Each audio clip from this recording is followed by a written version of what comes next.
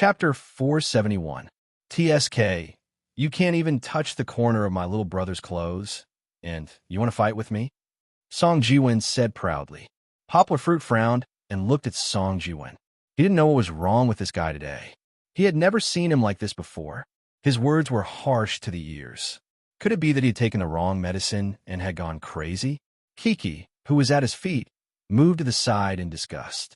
Chun Amlin, on the other hand, was not affected. She let out a delicate shout and hit him again in disbelief. Dodging, dodging, dodging, Yanghua was as slippery as a loach. In fact, during this process, Yanghua occasionally displayed the Tai Chi movement, but more often than not, he practiced the 8 steps meteor kick. Chun Amlin stopped for a while in doubt, but she didn't see it in the end. Chun Amlin felt that she was going to go crazy today. Not only did she meet an excellent man, but so many things also happened when she wanted to teach him a lesson. Then what was the matter with the person in front of her? Wasn't he a father-level Appa who looked harmless to humans and animals? How come she couldn't even touch the corner of his clothes? Chun Amlin was born in a martial arts family. Her ancestors came from the Chun family. A book of fist scriptures created the glory of the Chun family in Jincheng. Whether it was in troubled times or modern times, the Chun family's martial arts were famous in Jincheng. Chun Amlin was the strongest inner disciple of the new generation of the Chun family. Speaking of inner disciples, the Chun family's martial arts had always been passed down to males and not females. It was said that the tradition had been passed down from the Chun family. Even if they opened a martial arts school and recruited students, they were still very cautious when selecting inner disciples.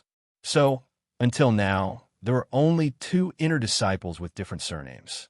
Chun Amlin was the first female disciple cultivated in the family after the Chun family broke the tradition. Of course, Chun Amlin's aptitude did not disappoint his parents. He had achieved inner strength at such a young age, leaving his peers in the dust. When she fought with Poplar Fruit, Chun Amlin tried her best to suppress her strength. Every time she swung her palm, she felt weak. She was also worried that she would damage Poplar Fruit and other ordinary people. However, she didn't expect Poplar Fruit to be so powerful. She was like a butterfly. After chasing him for 3 or 4 minutes, she couldn't catch up. Unknowingly, she began to exert her strength in a fit of pique. Poplar Fruit was also suppressing his own strength. He was only using his weakest kung fu, the 8 steps meteor kick. However, he gradually realized that Chun Amlin's speed had become faster, and the wind from his palms had also become fiercer. Are you going to get serious? Poplar Fruit smiled in his heart. He decided not to dodge anymore. Although he could still dodge, it went against his original intention. If it didn't fight, how could it be considered a sparring match? After the wild horse parted its mane, turned around, and pushed his palms, he began to make physical contact with Poplar Fruit. Chun Amlin was a little happy. She thought to herself, finally, you're not dodging anymore? However, she soon couldn't smile anymore. Although Poplar Fruit was only parrying her moves, his leisurely expression and smooth posture didn't seem to be at a disadvantage at all. Chun Amlin increased her strength, and then increased her strength. In the end, she shouted and was actually forced to use a little inner strength. The first time Poplar Fruit was hit, his body shook because he was unprepared. But that was all. For Yanghua, who had an even stronger internal energy to protect his body, Chun Amlin's little bit of internal energy was just scratching his itch. However, it was enough to make Poplar Fruit's eyes widen in shock. What a familiar feeling. Was this inner strength? Poplar Fruit didn't simply think that he was the only person in the world who knew inner strength, but Master Guo of Xingyi Boxing School was a master of inner strength. But besides Master Guo, the second master of inner strength that Poplar Fruit had seen was Chun Amlin in front of him. And he was so young. Poplar Fruit was a little surprised. In fact, anyone could say that he was so young, but Poplar Fruit wasn't qualified to say so. Because in terms of age, Chun Amlin had practiced martial arts for more than 10 years before he had achieved what he had now. How long had Poplar Fruit been practicing martial arts? Less than 2 years. It was really funny that he said that Poplar Fruit was young. He was actually a master of inner strength. Poplar Fruit suddenly became excited, as if all the pores on his body were exuding a refreshing feeling. This is even more fun. Huh. Chun Anlin became more and more surprised. She realized that Poplar Fruit wasn't a sheep that could be bullied easily. She had used her inner strength, but it only made Poplar Fruit stop for a moment. However, Chun Anlin's competitive mentality didn't allow her to retreat. She let out a delicate cry and went up to meet him again. This time, Chun Anlin used all his strength. The inner strength that was as fine as hair and his meridians was all channeled to his arms. His whole body was like a graceful falling leaf. His movements were vigorous and full of strength. When he hit Poplar Fruit's arms, the collision of flesh and flesh actually made an explosive sound of compressed air. Good move. Poplar Fruit praised in his heart with satisfaction. He was no longer playing around. He also used the moves of Taiji Fist. However, his moves were more varied. Although there were only 13 moves, there were many combinations that could be used. The shadows of their movements became one under the streetlights. Song Jiwen was dumbfounded. Chun Anlin's companions also opened their mouths. Their jaws almost fell to the ground. Song Jiwen finally understood why Poplar Fruit said that Chun Anlin was very powerful. If he sent himself up, he wouldn't even be enough to fill the gaps between Poplar Fruit's teeth. The movements of the two were getting bigger and bigger. Fortunately, they were near the parking lot. It was relatively remote, so they weren't discovered for a while. Chun Anlin was actually the most surprised. In her family, not only was she the most outstanding person among her peers, but she was also not necessarily at a disadvantage when facing elders of the same level as her uncles. She didn't expect to meet a man who looked like he was the same age as her today. He could easily deal with her when she was at full strength. Moreover, looking at his moves, he was actually using the same Taiji Fist as her. Every palm, every punch, every step looked so familiar, but there were also some differences. She couldn't tell what was different, but Chun Anlin's intuition told her that Poplar Fruit was much stronger than her. Poplar Fruit's Taiji Fist could be said to be the most refined and extraordinary. Chun Anlin's Taiji Fist had been modified countless times. It was full of good and bad moves. Naturally, Chun Anlin couldn't compare. Poplar Fruit didn't use internal strength to increase his strength. Just as Taiji Fist, which he had practiced to perfection, was enough to deal with Chun Anlin. Although the momentum was great, a large part of Chun Anlin's attack was dissipated by him. The rest of the attack didn't cause much pain to him. After fighting with Chun Anlin for so long, Poplar Fruit mainly wanted to satisfy his curiosity. He wanted to see what level Chun Anlin, a very special girl, could reach. The result made him very happy. Not to mention internal strength. Chun Anlin's basic skills were very solid. It showed that she had put in a lot of effort when she started practicing boxing. It was rare to see a child like her nowadays. Chapter 472. After his martial arts had improved, Poplar Fruit's thoughts had become like that of an old man's. When he was sparring with Chun Anlin, a sentence of admiration flashed through his mind like a master looking at his disciple. In the blink of an eye, Poplar Fruit was shocked by himself. The age difference between the two of them wasn't that big. However, only he could be distracted in such an intense fight. His talent for multitasking was really heaven-defying. Huff huff. A very obvious panting sound came from beside his ear. Poplar Fruit came back to his senses and looked. Chun Anlin's delicate face was a little pale at the moment, and her breathing was a little unstable. Poplar Fruit understood that this was a sign of excessive internal energy consumption. Suddenly, he remembered that before he went on stage, Song Jiwen told him to be merciful. Then let's end it here. Poplar Fruit's shoulders suddenly sank.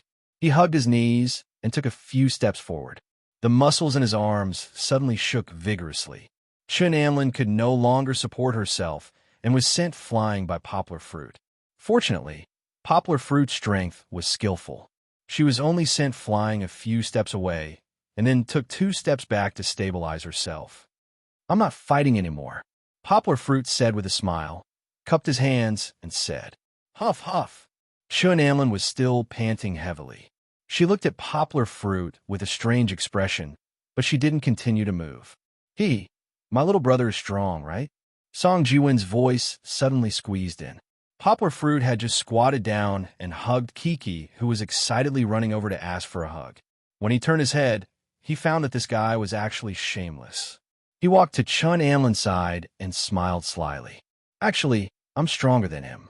I don't dare to fight with you because I'm afraid that I won't be able to control my strength and hurt you. Chun Amlin looked at Song Jiwin with disdain. She knew that Poplar Fruit, who didn't talk much, was indeed hiding his strength. However, this bastard in front of her was definitely bragging. Looking at his footsteps, it would be strange if he was an expert. Seeing that Chun Amlin was still panting and ignoring him, Song Jiwin pulled Poplar Fruit over and scolded seriously. I just told you to go easy on her. How can you be so ruthless to a beauty? Are you a man? Poplar Fruit looked at Song Jiwin with disdain. He had to teach this guy a lesson later. How dare he use him as a shield and blame him? However, in front of others, Poplar Fruit still had to give some face to Song Jiwin. He lowered his head and said, "Sorry, I really didn't hold back just now. You also learned Taiji Fist." Chun Amlin ignored Song Jiwin and stared at Poplar Fruit.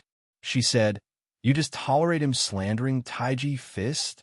Poplar Fruit was stunned. He shook his head and smiled. No, he was just joking. I was going to scold him. Taiji Fist is very good. Who slandered Taiji Fist? Song Jiwin lied through his teeth. Taiji Fist is beautiful and powerful. Who dares to slander Taiji Fist? Tell me, and I'll beat him up. This time, not only Chun Amlin, but also Poplar Fruit looked at him with disdain. Chun Amlin's breathing calmed down a little. She looked deeply at Song Jiwin and said meaningfully, "It's okay. You don't have to do it." When Song Jiwin heard this, his mouth opened and his head shrank slightly. However, Chun Amlin ignored him and looked at Poplar Fruit seriously. She bowed and said, "Let me formally introduce myself. I am Chun Amlin, the 21st successor of Chun Taiji Fist. May I ask which master you are?" This was really hard to answer. Poplar Fruit scratched his head. He didn't even know which master he belonged to. Could he say that he was taught by Zhang, Sanfeng? Then his seniority would be high. My name is Poplar Fruit. I don't have any master.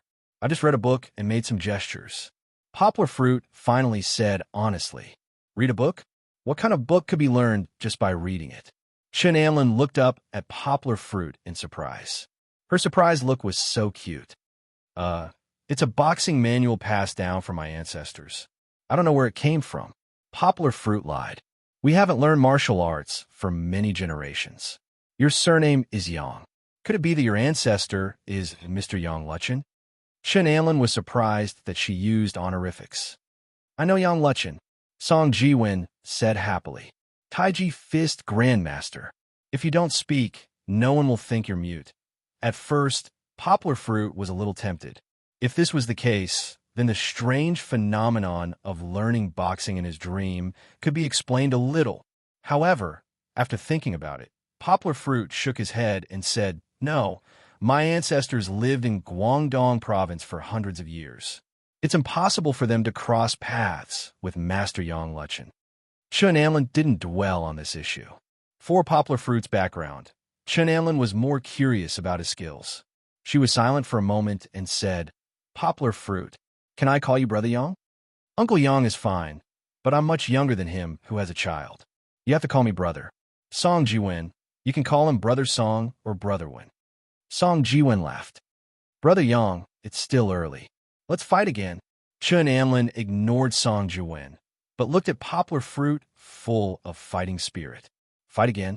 Poplar Fruit looked at Chun Amlin. She had now recovered her long and even breath, but there was still a little tiredness in her serious eyes. "Hey, what fight?" Song Jiwin waved his hand and said, "Little Sister Lon, it's my treat. Let's go and have a midnight snack together. It's a pity to waste such a beautiful scenery. Are you looking for a fight?" Chun Amlin waved her fist and scolded angrily. "You're so annoying. Do you know that?" Although she was angry, she still looked very cute with her little fists clenched on her chubby cheeks. I suddenly remembered. Chun Amlin suddenly smiled and said, "You haven't fought with me yet. Mr. Expert, shouldn't we spar first? If you guide me, maybe I'll be happy and go for a midnight snack with you." Song Jiwin just remembered that the cute girl in front of him was not easy to deal with. She was like Poplar Fruit said. If 5 of them rushed up, he would definitely be carried back. Seeing that she mentioned this again, Song Jiwin swallowed his saliva and laughed dryly. "Let's forget about today. You're so tired." "I'm not tired. I'm not tired." Chun Amlin's eyes flashed with a cold light and said, "Even if we forget about today, I'll still remember. We have to go." Poplar Fruit looked at his watch. He had locked gold in the car for almost an hour. Although he started the engine and turned on the air conditioner, it was still very dangerous for it to stay in the car for a long time. "Hey, Poplar Fruit brother." Chun Amlin ran over and pulled Poplar Fruit's sleeve and said, "Can you tell me which hotel you're staying in? I'll go and find you tomorrow." In order to be able to learn from the expert, the most important thing was that Poplar Fruit gave her a different feeling from the seniors in her family. Chun Amlin went all out. If it weren't for her companions, she would have left with Poplar Fruit and the others. Chapter 473. In the silent night, other than the headlights, there was only a little light from the reflector on the railings. After driving for a long time, there were no other cars in sight. In the spacious car of the Land Rover, Song Jiwin was driving attentively. In the back seat, Yonghua was hugging Chi-Chi, who had just been coaxed to sleep and was resting with her eyes closed. No one spoke. It was as if the whole world had lost its voice and there was no movement. After a long time, a rustling sound was heard. It was Poplar Fruit putting Kiki back into the baby safety seat and buckling the seatbelt. He patted Song Jiwin on the shoulder, indicating that he had changed. After so many days, Song Jiwin naturally understood what Poplar Fruit meant. He stopped the car at the next service station. "Let's go to the bathroom first." Song Jiwin jumped out of the driver's seat, closed the door, and said to Poplar Fruit, "Okay, you go first." Poplar Fruit twisted his waist and did a stretch with a smile. Poplar Fruit was worried about leaving Kiki alone in the car, so he went after Song Jiwin came back. When he came back, Poplar Fruit saw Song Jiwin leaning against the back of the car with a bottle of mineral water in his hand. He was looking at the sky in the direction of Kunming at a 45-degree angle. "Not going to sleep?" Poplar Fruit also went over, took a sip of water, and asked. "Not too sleepy," Song Jiwin said. "Let's wait for a while and get some fresh air." The two of them stood like that, quietly admiring the sky beyond the wilderness. If the river of stars was erased, the night sky would be so dense it was as if it had been dyed with ink. "You know, we won't go back to the hotel you gave us, right?" Poplar Fruit's faint voice broke the silence of the night. "I know," Song Jiwin said after a moment of silence. His voice was a little brisk, but not quite as free as he had been before. When Chun Amlin was defeated by Poplar Fruit in the ethnic village of Kunming West Mountain, he asked for the address from Poplar Fruit. For some reason, Song Jiwin took out the hotel receipt and showed it to Chun Amlin. He told her the hotel they were staying at and the room number. However, this hotel had already checked out when Poplar Fruit left in the morning, and they had already planned to go to Dali overnight. In other words, what Song Jiwin told Chun Amlin was false. At that time, Poplar Fruit had a constipated expression on his face. He looked at Song Jiwin and wondered what was wrong with him. However, Poplar Fruit didn't expose him. Song Jiwin should have his own reasons for doing this. "She won't be able to find us in the future," Poplar Fruit said lightly. Song Jiwin squeezed the mineral water bottle in his hand. In this quiet atmosphere, it made a strange and obvious sound. He laughed and said, "Isn't it better if she can't find us? Whoever meets little Chili will be unlucky. I don't want to come out and have fun. My good mood is ruined by her." Poplar Fruit shrugged and said, "Okay, I thought what?" Song Jiwin interrupted Poplar Fruit and said, "Laogua, don't tell me you like little Chili." Poplar Fruit wanted to refute, but he was interrupted by Song Jiwin. "I don't think little Chili is your type. Don't you like gentle, kind, long-haired, tall goddesses?" Song Jiwin said the ideal type that Poplar Fruit had told him before. This was what Poplar Fruit had said in college. He didn't expect this guy to remember all these useless words, even though he didn't memorize many words. Poplar Fruit had only talked about this standard with Song Ji-won while drinking. At that time, his girlfriend was Liu Yunran. Liu Yunran couldn't meet so many requirements, so Poplar Fruit didn't dare to let her know. In fact, the ideal type was just an ideal. Poplar Fruit had never used his ideal type as a standard. In the face of love, most people were blind. At that time, Poplar Fruit was soaking in a honey pot. How could he still think about his ideal type? You still remember? Poplar Fruit smiled and said, "Actually, I don't. I just said what I think is good. How can there be such a perfect person in the world? So you're going to leave your little junior sister and come after little Chili?" Although he was joking, Song Ji-won's tone was a little aggressive. "How can that be? My heart already belongs to someone. My little junior sister will never change her mind." Poplar Fruit patted his chest with his right fist and laughed. After that, Poplar Fruit frowned and turned to look at Song Ji-won. He asked doubtfully, "Hey, that's not right. Why do you seem like a different person when you talk about Shin Anlin? Why are you so emotional?" "How am I emotional? How can I be emotional because of a violent woman I met by chance?" Song Ji-won shook his head hard and said, "You're thinking too much. I'm worried about you, you know?" "Worried about me for what?" Poplar Fruit, who had realized something was wrong and had low EQ, was now led astray by Song Ji-won's words. He asked doubtfully, "Worried that little Chili will pester you?" Song Ji-won said with disappointment, "That girl looks cute, but she's definitely a violent maniac. If she pesters you, you'll feel uncomfortable if you don't beat her." Using idioms again, Poplar Fruit looked at Song Ji-won speechlessly and said, "Why would she beat me? Isn't it just a normal martial arts exchange? I'm scared too. Look at the way she looks at me. She's looking for an opportunity to teach me a lesson. So for safety, I also thickened my skin and told the first lie of my life." Song Ji-won said hypocritically, "The first lie of your life?" Poplar Fruit was amused by Song Ji-won. "The first lie of your life? So many ignorant girls in college were deceived by you. How can you account for it?" Okay, a real man doesn't talk about his past achievements. We've turned a new page in the new year." Song Ji-won said with a wave of his hand. "Okay." Poplar Fruit sighed and said with some regret, "What's done can't be undone. It's useless to say anything. I just think it's a pity." "Pity what?" Song Ji-won looked at Poplar Fruit suspiciously. "Don't tell me you really like little Chili? What attracted you to her? Her childlike appearance? Why is your head filled with all these things?" Poplar Fruit didn't know whether to laugh or cry. "I think in this day and age, it's not easy to meet someone who's good at martial arts. Moreover, she's learning Tai Chi. Indeed, if it wasn't for Song Ji-won, this bastard, acting recklessly, Poplar Fruit would really be interested in learning from this girl again." Song Ji-won didn't know why, but he let out a sigh of relief. He shook his head and walked toward the car door. Before he opened the car door, he suddenly turned around and chuckled. "You should have said so earlier. I'll introduce my grandfather to you." "Go to hell." Before Poplar Fruit could scold him, Song Ji-won had already gotten into the back seat. How could the Tai Chi of an old man be the same? Chapter 474. Early in the morning, Poplar Fruit's car was already wandering around Dali City.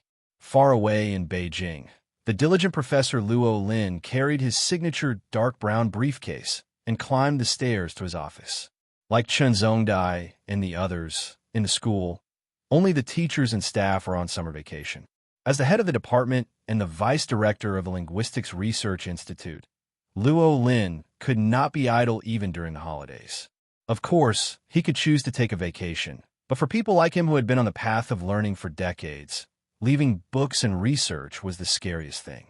"Professor Luo, good morning." The student assistant had already arrived. When she saw the door open, she hurriedly stood up and smiled sweetly. "Good morning." Luo Lin waved his hand and smiled. "You don't have to stand up.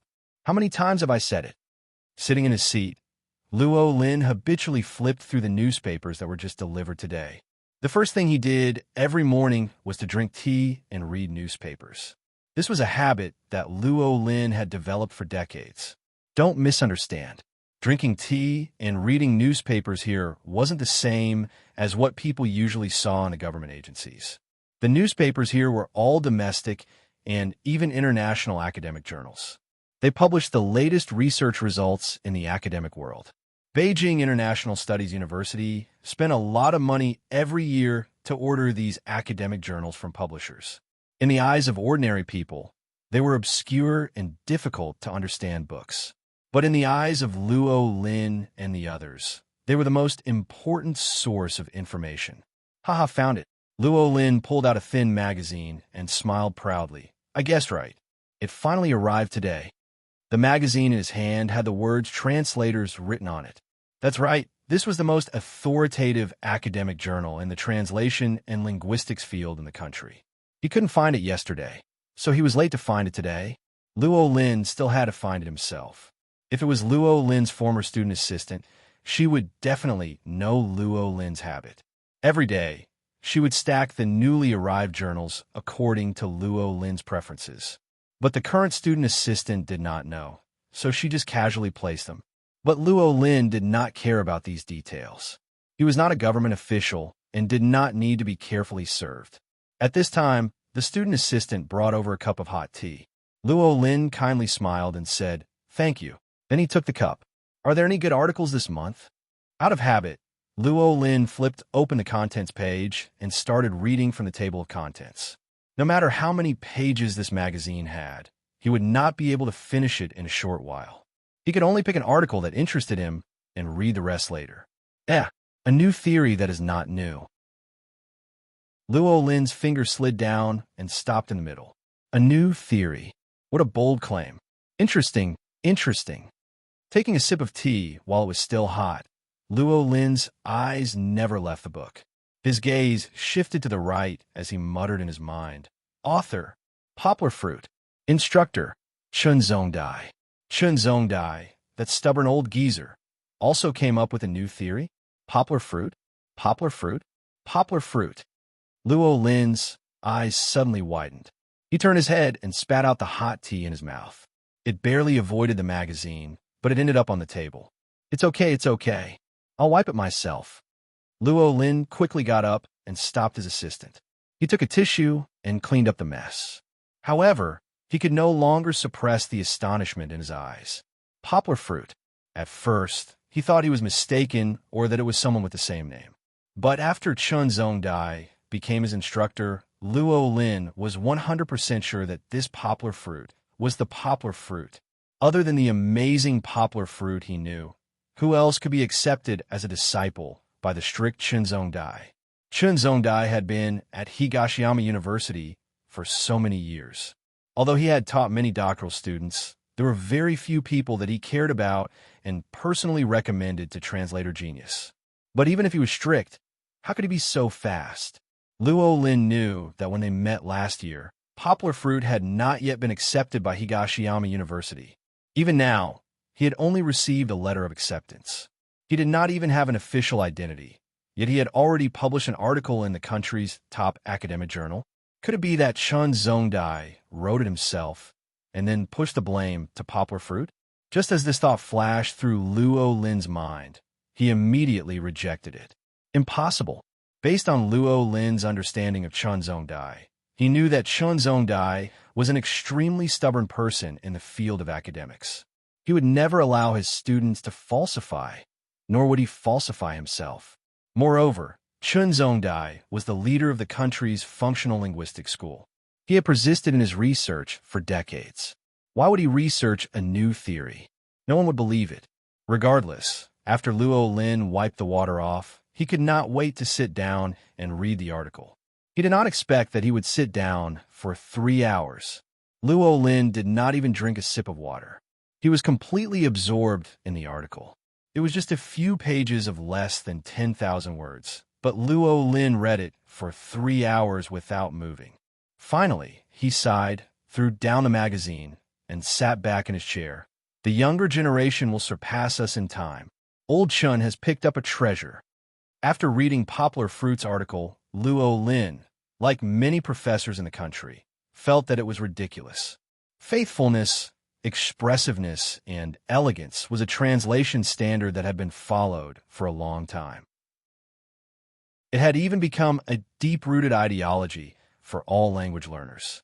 However, in Poplar Fruit's summary, he wanted to overthrow this standard and establish a new standard, a standard that centered around the translator.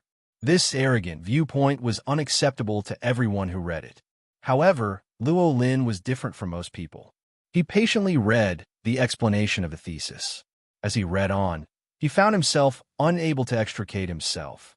Why did he say that? Because Poplar Fruit's thesis was reasonable and evidence-based. Every viewpoint had a strong example to prove it. The more he read, the more Luo Lin found that his originally incomparably firm heart began to waver. In his mind, he felt that Poplar Fruit's words made sense. This caused him to sit motionless for 3 hours.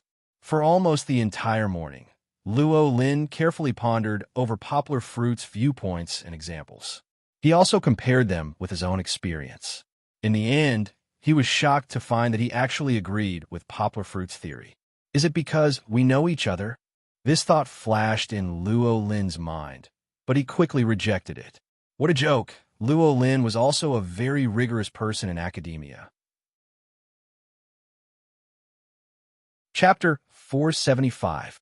But, although Luo Lin was amazed, he still shook his head and muttered in his heart, "Old Chun is already in his 50s. Why is he so impulsive?" Luo Lin did understand Poplar Fruit's thesis, but others did not. Luo Lin, who had been a teacher for decades, knew that the translation circle was both small and big. Anyone who knew a little of a foreign language could participate, but there were not many people who could truly study the theory. And there were even fewer scholars who could understand Poplar Fruit's thesis. Poplar Fruit's theory was not like the more popular translation theories in China.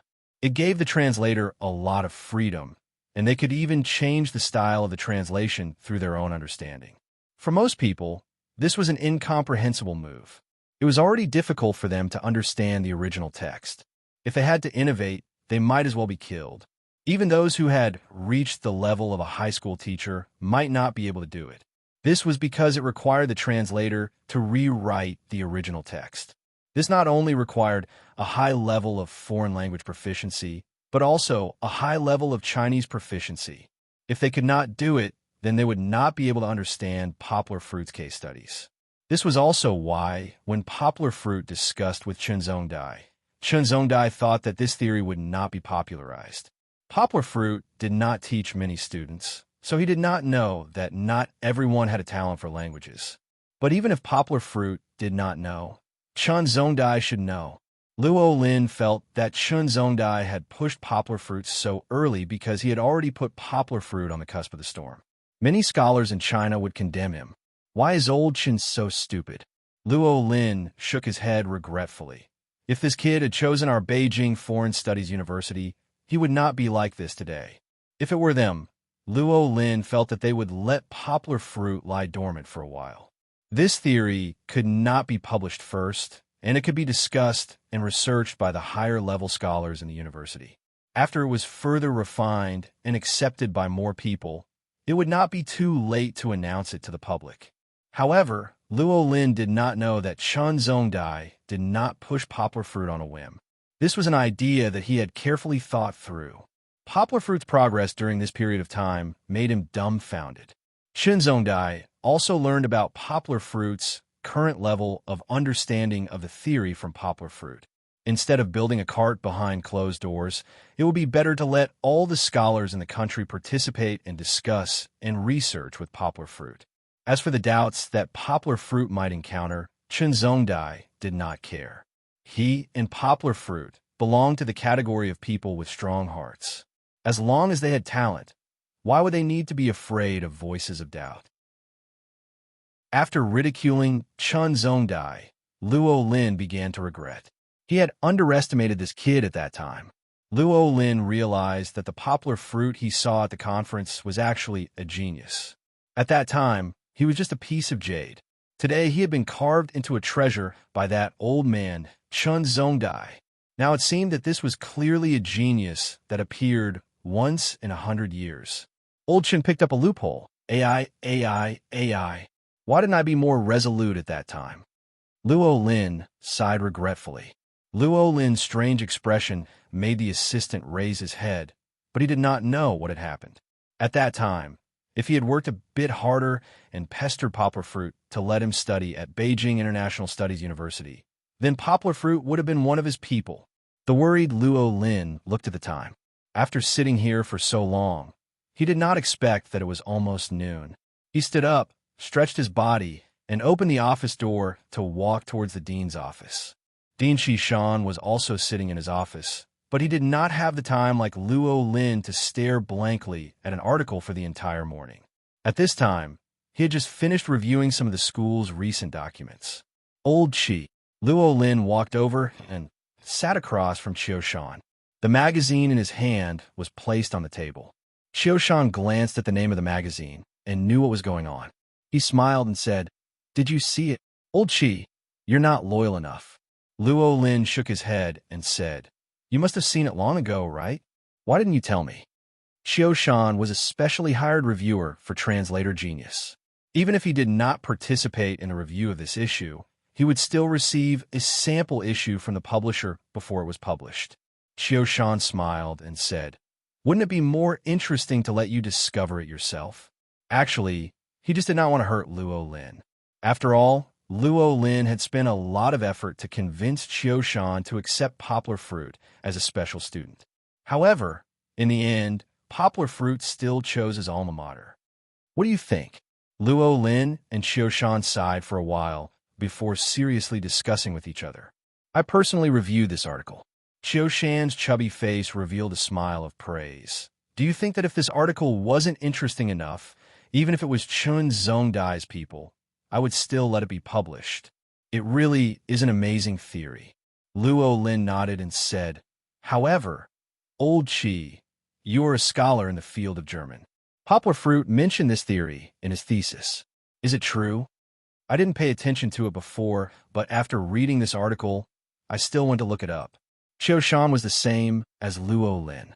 They both had a very strict attitude towards academics. The German Roué translation is just like what he wrote.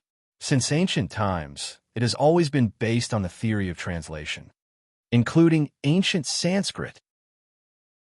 Qiu Shan said, "I've also asked Peking University about it. The theories mentioned here are all well-founded." TSK, how does he know so much? He's so young, yet he's so familiar with both German and Roué languages.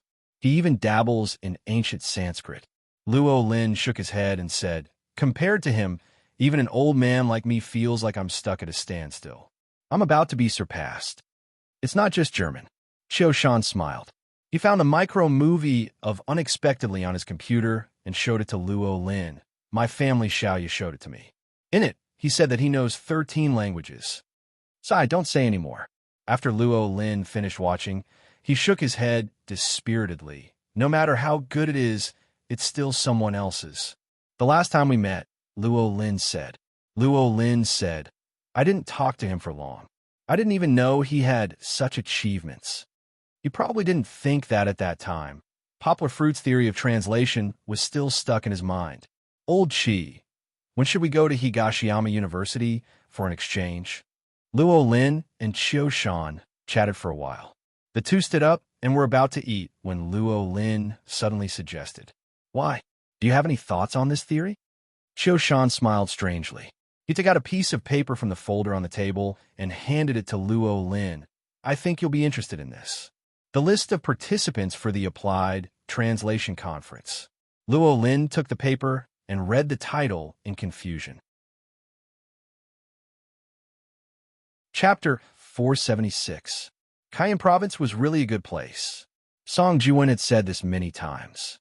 He said it when visiting scenic spots and didn't forget to say it while driving. Of course, no one knew if he had an ulterior motive.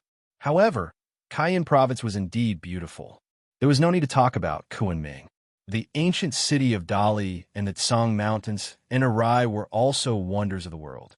The ancient city of Dali was the old capital of the Nanzhao Kingdom. Compared to the capital of an ancient dynasty, it lacked a modern atmosphere.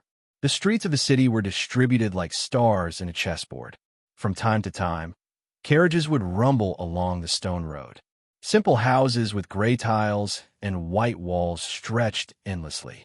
Walking along the street, one could see the traditional customs of the Bai people preserved in the long river of history. Poplar Fruit and Song Jiwen had lunch in a tea house in the ancient city. After seeing several bright and beautiful Bai girls in the tea house, Poplar Fruit couldn't help but go to the market and buy a silk-embroidered red vest for Kiki. He also bought a full set of Bai women's clothing for Fong Bei, especially the wind, flower, snow, and moon hat. The bright red crown was covered with a layer of snow-white velvet, like the pure white snow at the top of the Tsang Mountains. The ancient city was backed by the Tsang Mountains and faced the Irai. The towering Tsang Mountains and the vast and peaceful Irai naturally couldn't be completely explored by Poplar Fruit. They could only drive for a Shao Duan, overlooking the legendary sparkling and translucent snow dome in the distance. Even so, after seeing the Tsang Mountains and walking through the Irai, Poplar Fruit and Song Jiwen were no longer interested in the barren landscape of Guangdong Province. Even if they were far away, the shock in their hearts couldn't be quelled. However, they were in a hurry and couldn't stay in this beautiful ancient city any longer. After eating dinner and resting for a while, Poplar Fruit and the others set off on their journey again. This time, although there was still a day's journey in Cayenne Province, they didn't plan to stop at any scenic spots. They went all the way north, passing through Lijiang, going straight to Chuan Province, and killing their way to Shuda City. That was their final destination. So I missed it again. Song Jiwen leaned against the car window and looked listlessly at the ancient city of Lijiang that was gradually getting further and further away. He had not yet recovered from the morning and sighed and yawned continuously. Is it a pity? Poplar Fruit drove the car and smiled. We can still turn around and go back. The ancient city of Lijiang was a top tourist attraction that had been successfully declared as a World Heritage Site. If he had not planned his itinerary before coming here, Poplar Fruit would not have let it go so easily. Speaking of which, it seemed like Song Jiwen was even more worried than Poplar Fruit. However, wasn't this route designed by him?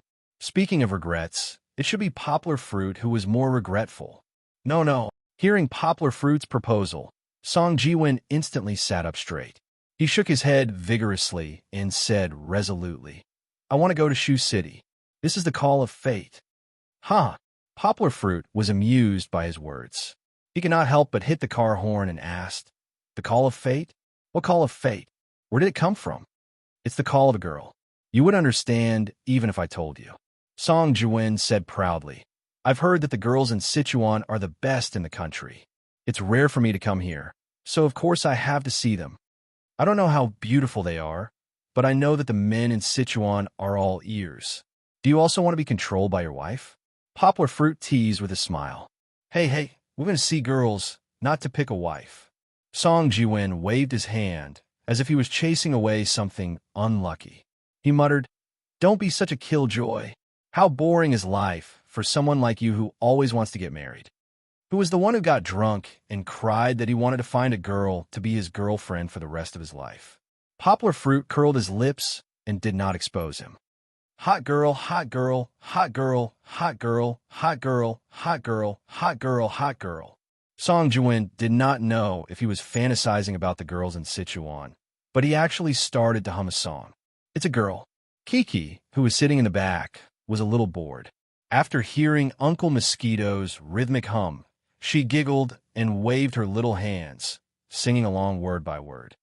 Yo, Olgua, your daughter sings better than you. Song Jiwen heard it and turned to tease Kiki. He did not forget to attack Poplar Fruit. Poplar Fruit's right hand left the steering wheel and twisted in a strange position. He slapped the back of his head. However, Song Jiwen did not protest. He smiled and immersed himself in teaching Kiki a new way of singing. In just a short while, Chi-Chi was actually able to sing properly. Hot girl, hot girl, hot girl, hot girl, hot girl is not afraid of hot. Kiki was a little amazing. She could clearly remember the lyrics that Song Jiwen taught her. When Song Jiwon himself listened to this song before, he was dizzy because of the singing of Hot Girl, Not Afraid of Hot Girl, Not Afraid of Hot Girl. He turned it over and over again and could not remember it after listening to it once. I kneel to the genius. Song Jiwon was so moved that he was about to cry. If he was not sitting in the passenger seat, he would have knelt down and kowtowed to Kiki. Of course, let's see whose daughter she is. Poplar Fruit laughed proudly. At this time, everyone's sleepiness was gone. Taking advantage of the fact that the sun wasn't too strong at 9 or 10 o'clock, Yongwood drove the car out of the main road and came to a good place she saw on the highway. Wow! After Song Jiwon got out of the car, he ran straight over and shouted, "Sea of flowers, this is mine, my future wife's. Whoever fights with me, I will fight with them." That's right, Poplar Fruit and the others came by chance to a wilderness near Lugu Lake in Cayenne Province. There was no majestic ancient city here, nor were there beautiful mountains and lakes. There were few signs of human habitation, but there was a sea of bright yellow flowers in full bloom. As far as the eye could see, it was more than 10 acres in size. It bloomed peacefully like this, not caring if anyone came to admire it. Oh, Kiki rode on her father's neck and looked at the beautiful sea of flowers from above. Her little mouth curved into a cute O shape, and she was still happily mumbling, "Kiki likes it so much." Poplar Fruit smiled. After everyone's enthusiasm died down a little, he took out the picnic tools from the car. "Come, Kiki, Uncle Mosquito will give you some beautiful flowers." Song Jiwon excitedly came back with a big bouquet of flowers. He knelt down on one knee and pretended to present the flowers to Kiki. When Kiki saw this, she happily left her father and ran over to take the flowers. "Bold thief, you dare to take liberties with my daughter." Poplar Fruit laughed and rushed up, kicking Song Jiwon before he could get his hands on the flowers. Poplar Fruit was not worried that Song Jiwon would hurt himself. "Fuck! Sneak attack!" Song Jiwon quickly got up and chased after him. Chapter 477. It's not like I'm going to kidnap your daughter. Returning to the picnic cloth, Song Jiwon fiercely bit the bread and said, "Is there a need to be so nervous?" Poplar Fruit said with a serious face, "Of course there's a need to be nervous. You have to start from a child to guard against perverts. Who told me to be the guardian of my little fairy? All the strange uncles near Kiki may be perverts. You're the one who's perverted." Song Jiwon rolled his eyes. "I think, from your behavior, you're the one who should be strictly guarded against." Poplar Fruit's finger drew an S in the air. "You just got off the car, and you ran to pick flowers. Such a vicious flower thief, if caught in ancient times, would also be dismembered by 5 horses. Can you mix these two things together?" Song Jiwon rolled his eyes until his black pupils were about to turn white. He said, "Didn't I just pick 2 flowers? How was that vicious?" Poplar Fruit and Song Jiwon were not really quarreling. This kind of quarrel was just a common occurrence between the two brothers. They just liked to insult each other like this and would not become very serious. How harmonious is the natural landscape here. It's rare to see such a beautiful scenery that no one has touched, but you ran to ruin it. Don't you think this is a crime against nature? Poplar Fruit scolded. "Is this a crime?" Song Jiwon chewed the bread in his mouth and said with a bulging mouth, "Have you ever heard of the saying, if there are flowers to pluck, you should pluck them straight. Otherwise, you'll only pluck the branches when there are no flowers left." Poplar Fruit still wanted to insult him, but Kiki's crisp voice squeezed in. "Papa, Papa." Hearing Chi-Chi's voice, Yongwood turned her head to look. Under the warm sunlight, she saw a small and cute girl holding a few flowers in her hands, running over excitedly. Her long hair that was scattered over her shoulders was blown by the breeze, creating ripples in the air. The sea of flowers behind her seemed to have become the background. The dog, whose fur was becoming more and more golden, also wagged its tail and followed him loyally. The 2 little guys seemed to have some great news and were excited to share it with Poplar Fruit. What a beautiful picture! If his camera and mobile phone were not in the car, and Kiki was already in front of him, Poplar Fruit would have taken a picture of it. This was probably the most beautiful picture that was worthy of being put into an album during this trip. Kiki ran in front of her father and jumped into her father's arms with her short legs. Poplar Fruit opened his arms to welcome his daughter. He did not expect that she would do such a thing. He was almost pushed down on the picnic cloth by Kiki. Fortunately, he supported himself with his arms on the ground. He only felt the soft little body in his arms twist a little. Kiki changed her position so that her back was leaning against her father's arms. Poplar Fruit looked down and saw Kiki handing the flowers in her hands to her father. The sweet fragrance of the flowers and Kiki's nice milky fragrance came to his nose. Poplar Fruit looked at the flowers carefully. They were not newly picked by her in the sea of flowers, but scattered on the ground when Song Jiwen was kicked down by him. Some of the flowers just now were stepped on by Song Jiwen, fragmented and crushed into the soil. He did not know how long this little guy had been looking for these beautiful and intact flowers in the same place. "Papa, is it beautiful?" Kiki raised her small head and stretched out her hands, with a happy smile on her face. "Beautiful. Kiki has good taste." Poplar Fruit took the flowers with a smile, carefully leaned against a pack of milk cartons on the picnic cloth, and then took a face towel that had just been moistened with mineral water to wipe Kiki's hands and face. It was early in the morning. He and Kiki had not washed up, unlike Song Jiwen, who ate without washing his face or brushing his teeth. Poplar Fruit wanted to let Kiki develop good hygiene habits. "No matter how beautiful they were picked by me," Song Jiwen muttered. Poplar Fruit turned his head and glared at him, and then gently waved his right hand to slap away Gold, who curiously leaned over to sniff the words that Poplar Fruit put on the picnic cloth. Song Jiwen shrunk his head, tore open a pack of luncheon meat, cut small pieces with a knife, and threw them to Gold, who was also hungry. The two brothers in distress decided to rely on each other.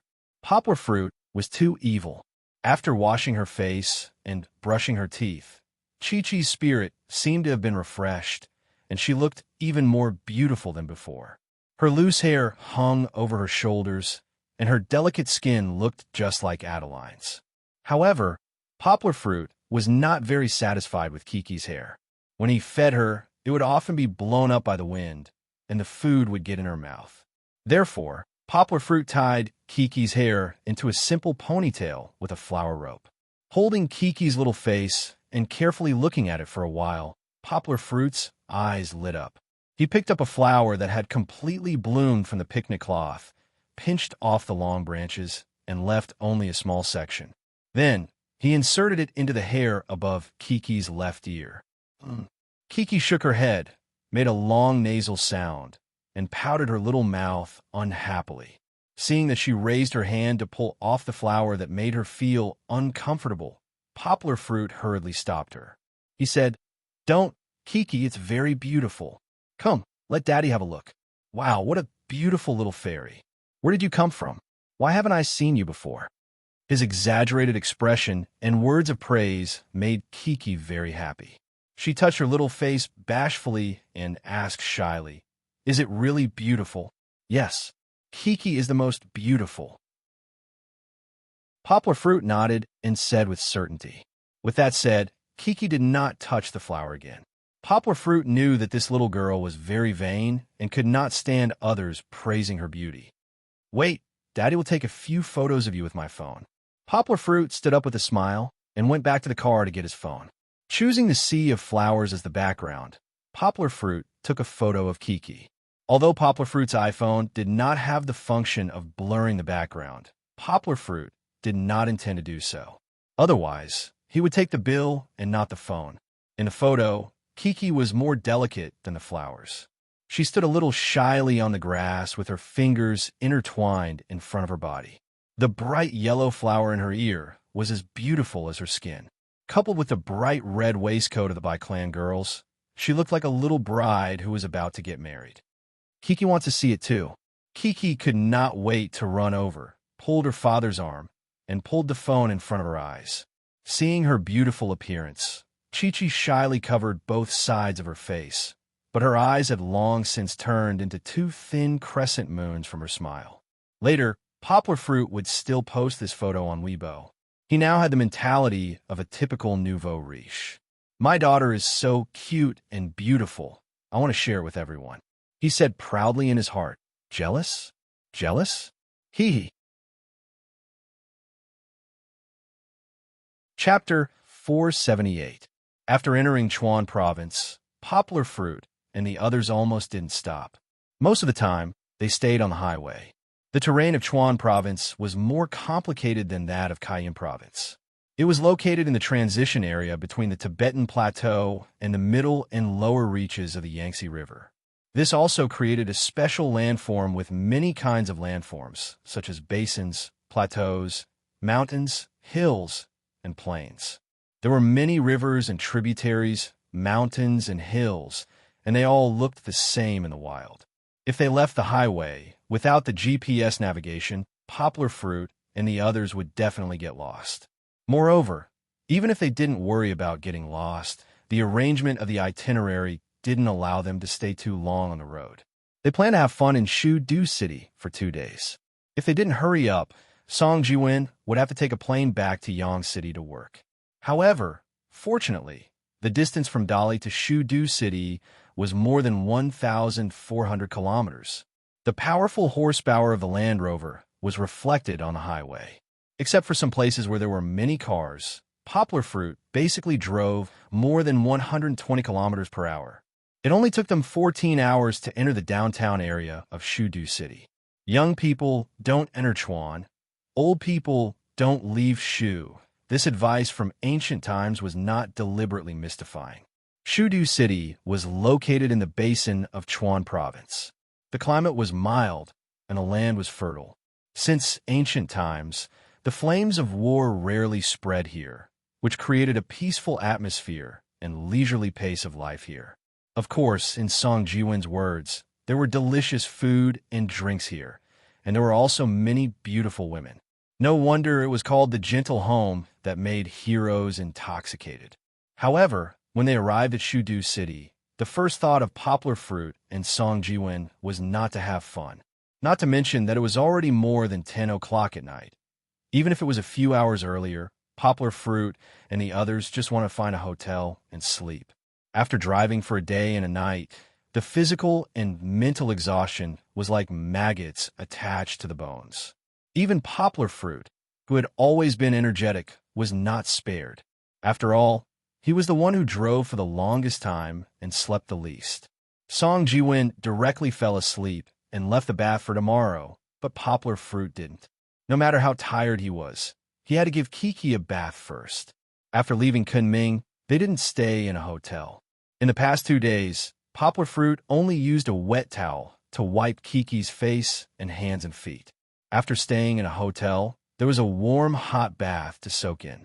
After bathing, Chi-Chi would become fragrant again, and he would be able to sleep more comfortably at night. In order to wash Kiki's clothes, Poplar Fruit was busy, but he woke up at 4 o'clock the next day. At night, sitting upright in the dark, Yanghua felt that she could no longer fall asleep after regaining her energy. Listening to Song Jiwen's snoring like a pig being slaughtered, Poplar Fruit was a little envious. It's so good to be able to sleep.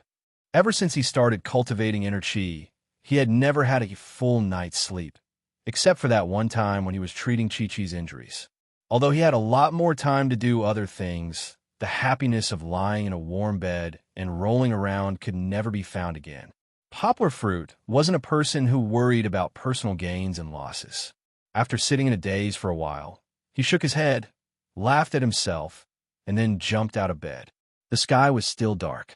Poplar Fruit didn't want to run out of the hotel and scare people at this time, so he practiced a little in the open space of the room. The space wasn't big, but Poplar Fruit practiced slowly. His palms and punches were slower than the old man, so he didn't have to worry about bumping into anything. Even if he was traveling, except for the few days when he had to stay in the car while driving, as long as he stayed in an inn or a hotel, he would get up early in the morning to practice. His fists never left his hands, and his music never left his mouth. Poplar Fruit's exquisite kung fu wasn't for nothing. Although he started from the top of the internal martial arts, if he didn't practice day after day, he wouldn't have achieved so much. After practicing for 2 hours, Poplar Fruit slowly stopped until his whole body was wet with sweat and his head was emitting white steam. Today's practice time was longer. It could be considered as making up for the previous days. "Where are we going today?" Song Jiwin asked lazily in the morning. After taking a shower, he went to the hotel lobby with Poplar Fruit for breakfast. He didn't know where his travel guidebook was thrown away. In front of him was a humanoid computer that had memorized all the guides. How could he not make good use of it? Broad and narrow alley in the morning, Qingyang Palace in the afternoon.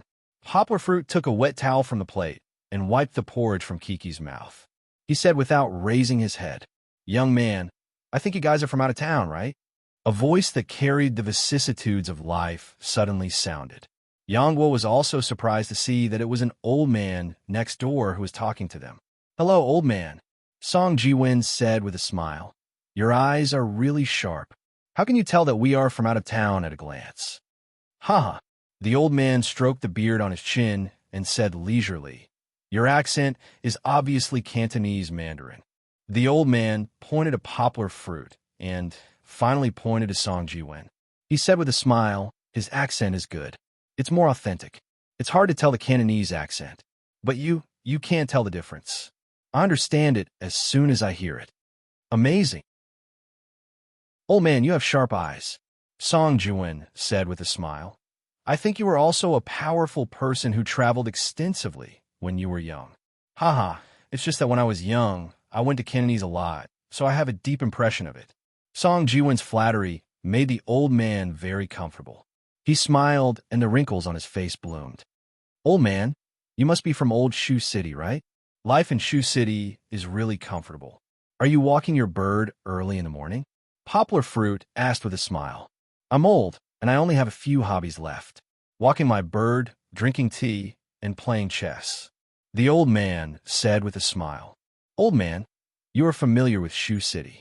What do you think about the 2 places we chose to visit?" Song Jiwen asked. "We saw other people's introduction of the planned route. If the place we chose is not suitable, you can also tell us. I can only stay in Shu Du City for 2 days. I just want to see the most special place in Shu Du City. If you want to talk about the interesting scenic spots in Shu City, this old man can't even count them all in a day and a night." The old man said with a smile, "But if you want to go to the Great Wall and the Forbidden City in the capital, then you have to go to the Forbidden City. Then this old man still has a few recommendations." "Old man, please tell us, we are all ears." Song Jiwen poured a cup of tea for the old man and said with a smile. Song Jiwen's ability to deal with strangers was better than Poplar Fruit's.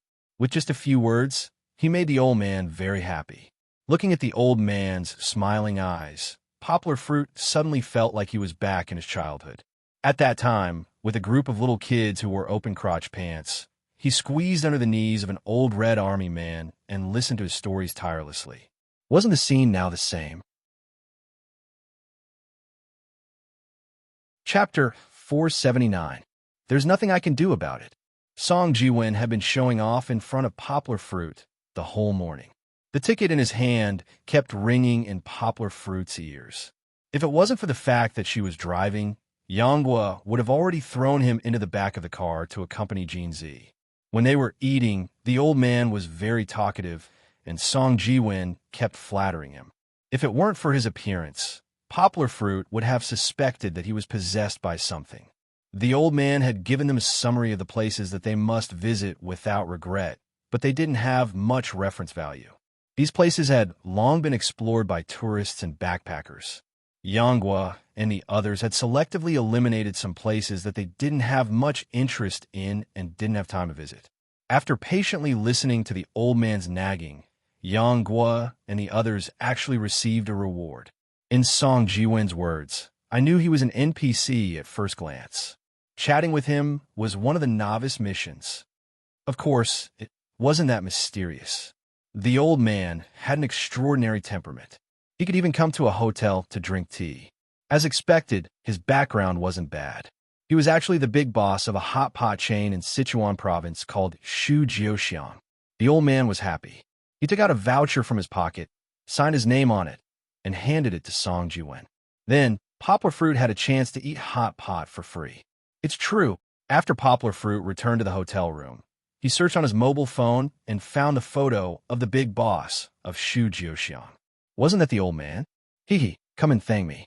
I'll take you to eat hot pot tonight, Song Jiwen said proudly. He even pulled the ignorant Kiki and danced the eating hot pot dance on the bed. This was also the reason why Song Jiwen was so confident in becoming the master today. In the morning, they arrived at the wide and narrow alley. The car couldn't enter, so they could only park far away. As far as the eye could see, there was a sea of people. It was as if all the tourists who came to Shu Du had all gathered here. Jean Z is waiting in the car. Poplar Fruit settled Goldie down. Even if there was no one managing this place, Poplar Fruit wouldn't have brought Goldie along. There were simply too many people here, and the appearance of a dog could very well cause panic. He walked with Song Jiwen. Kiki sat high on her father's neck so that she could breathe in the fresh air. Song Jiwen and Poplar Fruit squeezed into the sea of people in the narrow alley and complained, "This is comparable to the crowded subway in Yangcheng. Why are there so many people?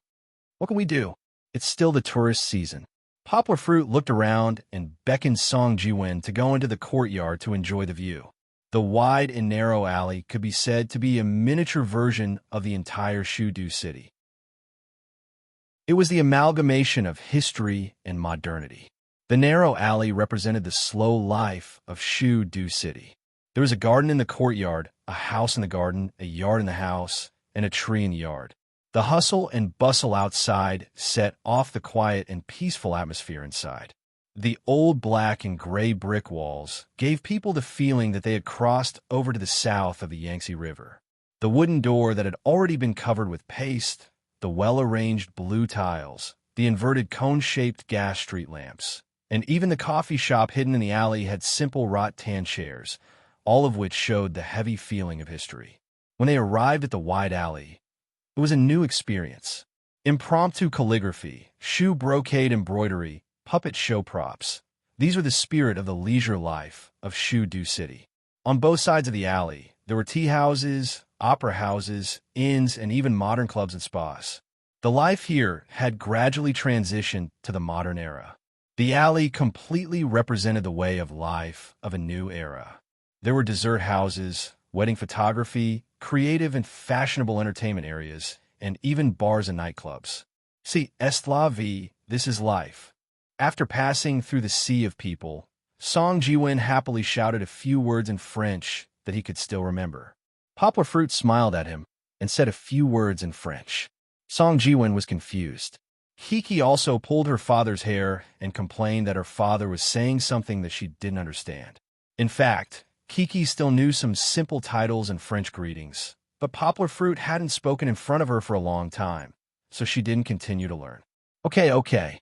Poplar Fruit held Kiki back in front of him and said with a smile, "I just said, if you think this is life, you don't have to leave, just stay in this city. Obviously, you're showing off your French." Song Jiwen curled his lips and said disdainfully. It took them less than 2 hours to walk through 3 alleys. However, he didn't feel that there was much to see. Compared with the courtyard, the old alleys in the capital had more cultural heritage. Compared with the structure of the gardens, any ancient town in the south of the Yangtze River could be compared with them. Of course, it was understandable that they represented the attitude of life in Shudu City. It was just that there were so many people that they didn't want to come here again. "Are we going to Qingyang Palace, just like this?" Song Jiwen asked. "What are we going to do at noon? Are you still worried that we can't find a place to eat at noon?" Poplar Fruit asked with a smile. "Don't worry. It's only a few kilometers away from here, and it's in the downtown area, not in the wilderness." It was indeed very close. If they walked in a straight line according to the map, it would be faster than Poplar Fruit driving around a few streets. Is it Qingyang Palace or the Cultural Park? Song Jiwen was a little confused when he bought the tickets. Qingyang Palace is Qingyang Palace, and the Cultural Park is the Cultural Park. The old man who sold the tickets said with a smile, "If you want to go to Qingyang Palace, it's 10 yuan per person, and children are free of charge. If you want to go to the Cultural Park, just go directly, it's free." "No, I'm just asking." Song Jiwen quickly took out 20 yuan and bought 2 tickets. After entering, compared with the wide and narrow alleys a few kilometers away, there were not many people here, probably because not everyone liked religious places. Kiki, do you know why this place is called Qingyang Palace? Poplar Fruit put Kiki on the ground. There are not many people here, so he let her walk on her own. Because there are sheep? Kiki tilted her head, touched her chin with her little finger, and answered while thinking. Yes, because there are sheep, Poplar Fruit said with a smile. Really? Kiki asked happily. Papa, quickly take Kiki to see Pleasant Goat. Before her voice died away, she ran back to Poplar Fruit's feet, wanting to hold her father's hand, but she couldn't reach it, so she had to settle for the next best thing, pulling her father's trousers. Huh. Song Jiwen listened to the conversation between the father and daughter and almost laughed. Poplar Fruit didn't know whether to laugh or cry, bent down, patted Kiki's little head, and said, Without Pleasant Goat, it's just a sheep. So it's like that. Kiki pouted her little mouth and said somewhat unhappily, Then what about Pleasant Goat? The whimsical Kiki began to change the topic again. Chapter 480. The Qingyang Temple was much more beautiful than many small temples. Perhaps it was because the government had invested a lot in it, but even the gate was colorful. The black gate and red pillars, and the railings on the second floor were green. The roof tiles were not only gray and black, but the first layer was yellow. It had the same effect of being the first to show off. The whole temple was very big, and it was divided into Hunyuan Hall, Spirit Ancestor Hall, and more than a dozen other halls. However, Kiki had been looking around. She was still worried about her father's words that there was no Pleasant Goat. She wondered if her father had lied to her. She didn't know where Pleasant Goat was hiding. The main hall of the Qingyang Temple was called the Three Pristines Hall, and the green goat in the name of the Qingyang Temple was located in this main hall. It's here. Song Jiwen was the first to discover it. Not this one. Poplar Fruit smiled and shook his head. He pointed in another direction and said, This is a gift from a believer. The real protagonist is the one on the left. What's the difference? Song Jiwen didn't check the information carefully before he came. He walked over in confusion and saw that others were touching the bronze goat. He also touched it curiously. Hey, is this a goat? Song Jiwen carefully looked at it and sucked in a breath of cold air. Could it be that someone secretly swapped it? Chi-Chi didn't have the slightest interest in this strange-looking copper goat. If it wasn't for her father holding her back and not letting her run around, she would have walked away long ago. It is said that it has the characteristics of the 12 zodiac signs. Mosquito, how many can you find? Poplar Fruit smiled and gave Song Jiwen a question. Kiki, can you recite the 12 zodiac signs? I've told you about it before. While Song Jiwen was wandering around and pondering, Poplar Fruit pulled Kiki aside to chat. Poplar Fruit knew that she didn't like these cold bronze statues. Mickey Mouse, Yinyu, Big Tiger, Little Bunny, Little White Dragon, Snake Fairy, Pleasant Goat, Shameless Monkey, and Goldie and Pig. Ha ha ha. Kiki laughed with her back to herself.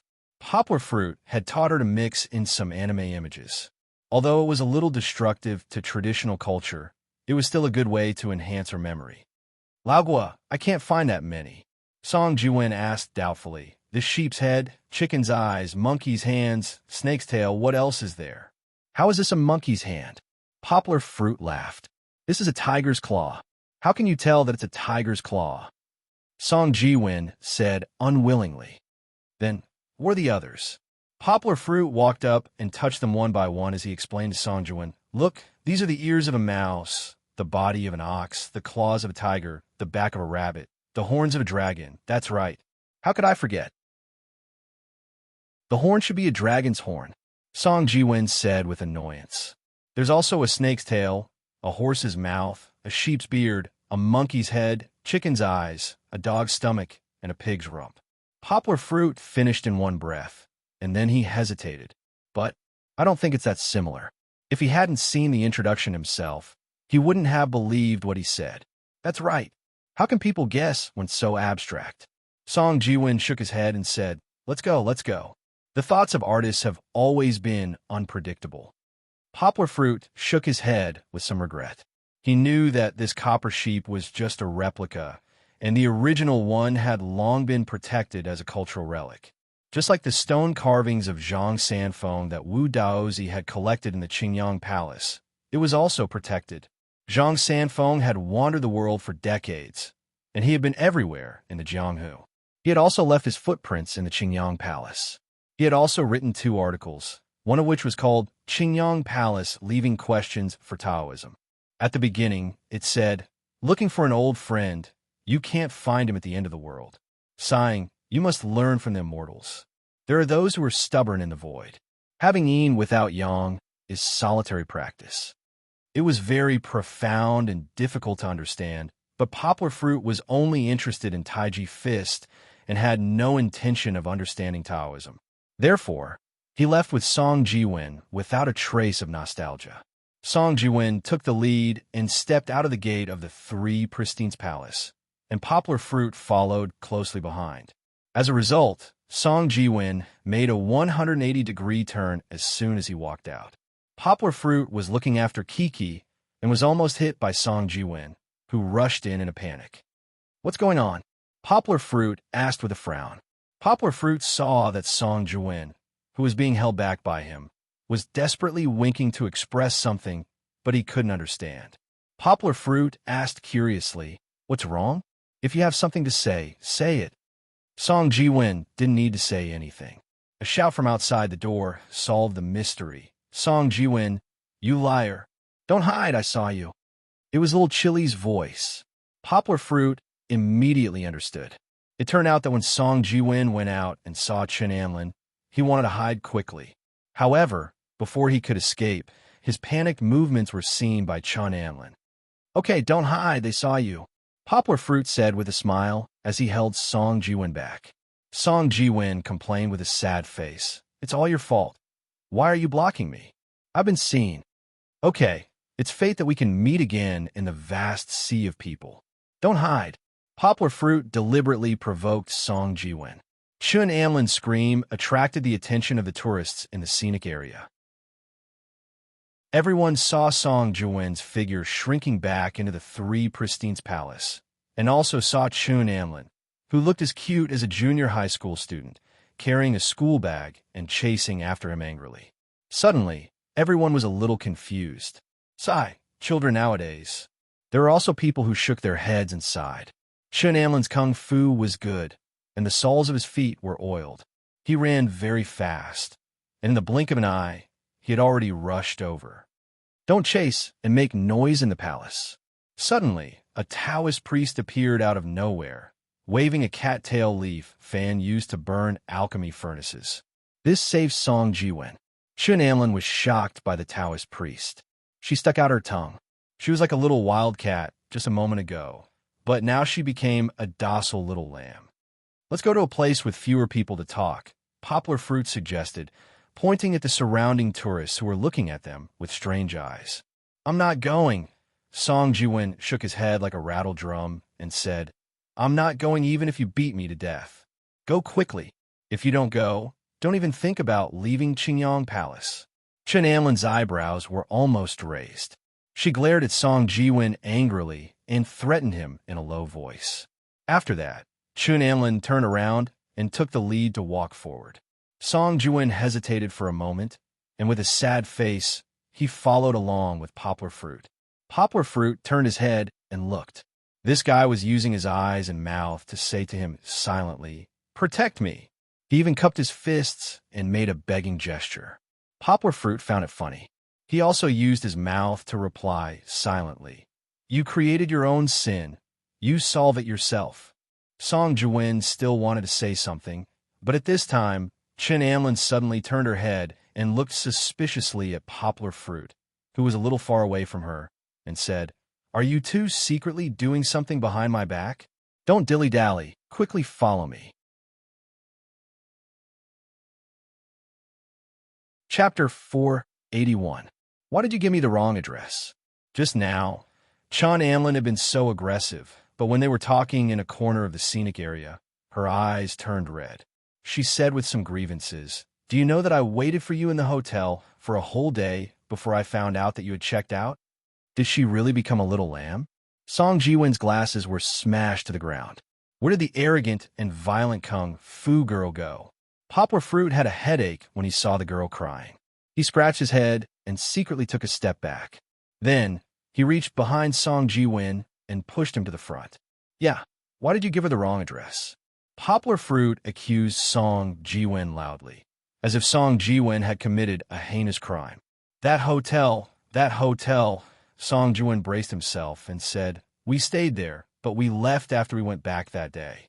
You know, we can't stop traveling. Actually, we checked out a long time ago. Poplar Fruit exposed Song Jiwin's excuse mercilessly.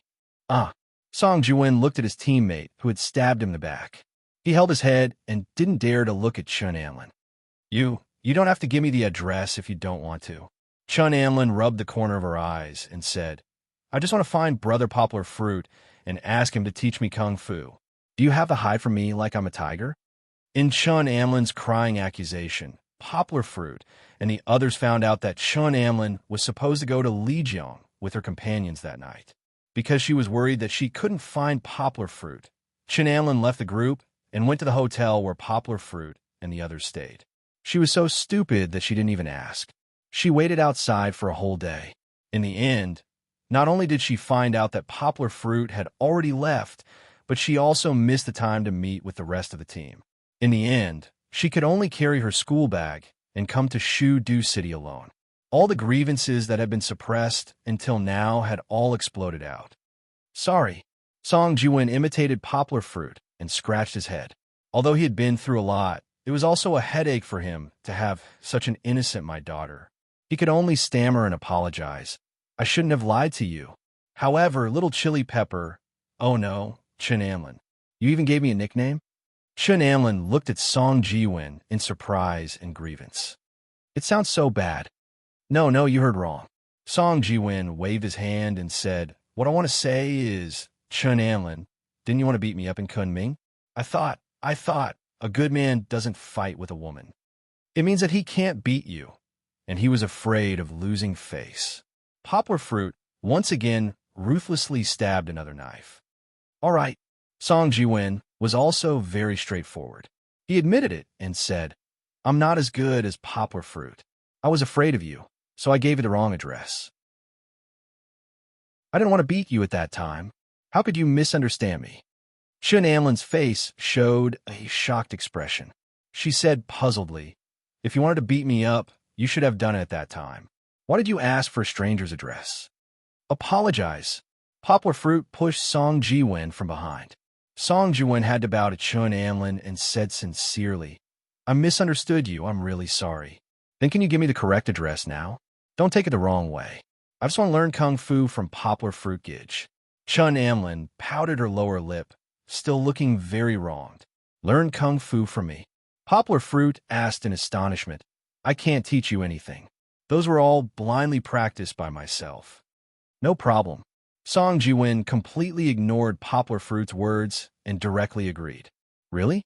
Chun Amlin asked in surprise. She quickly took out a piece of paper and a pen from her bag and handed them to Song Jiwin. You can't write the hotel address anymore. I want the address of your house.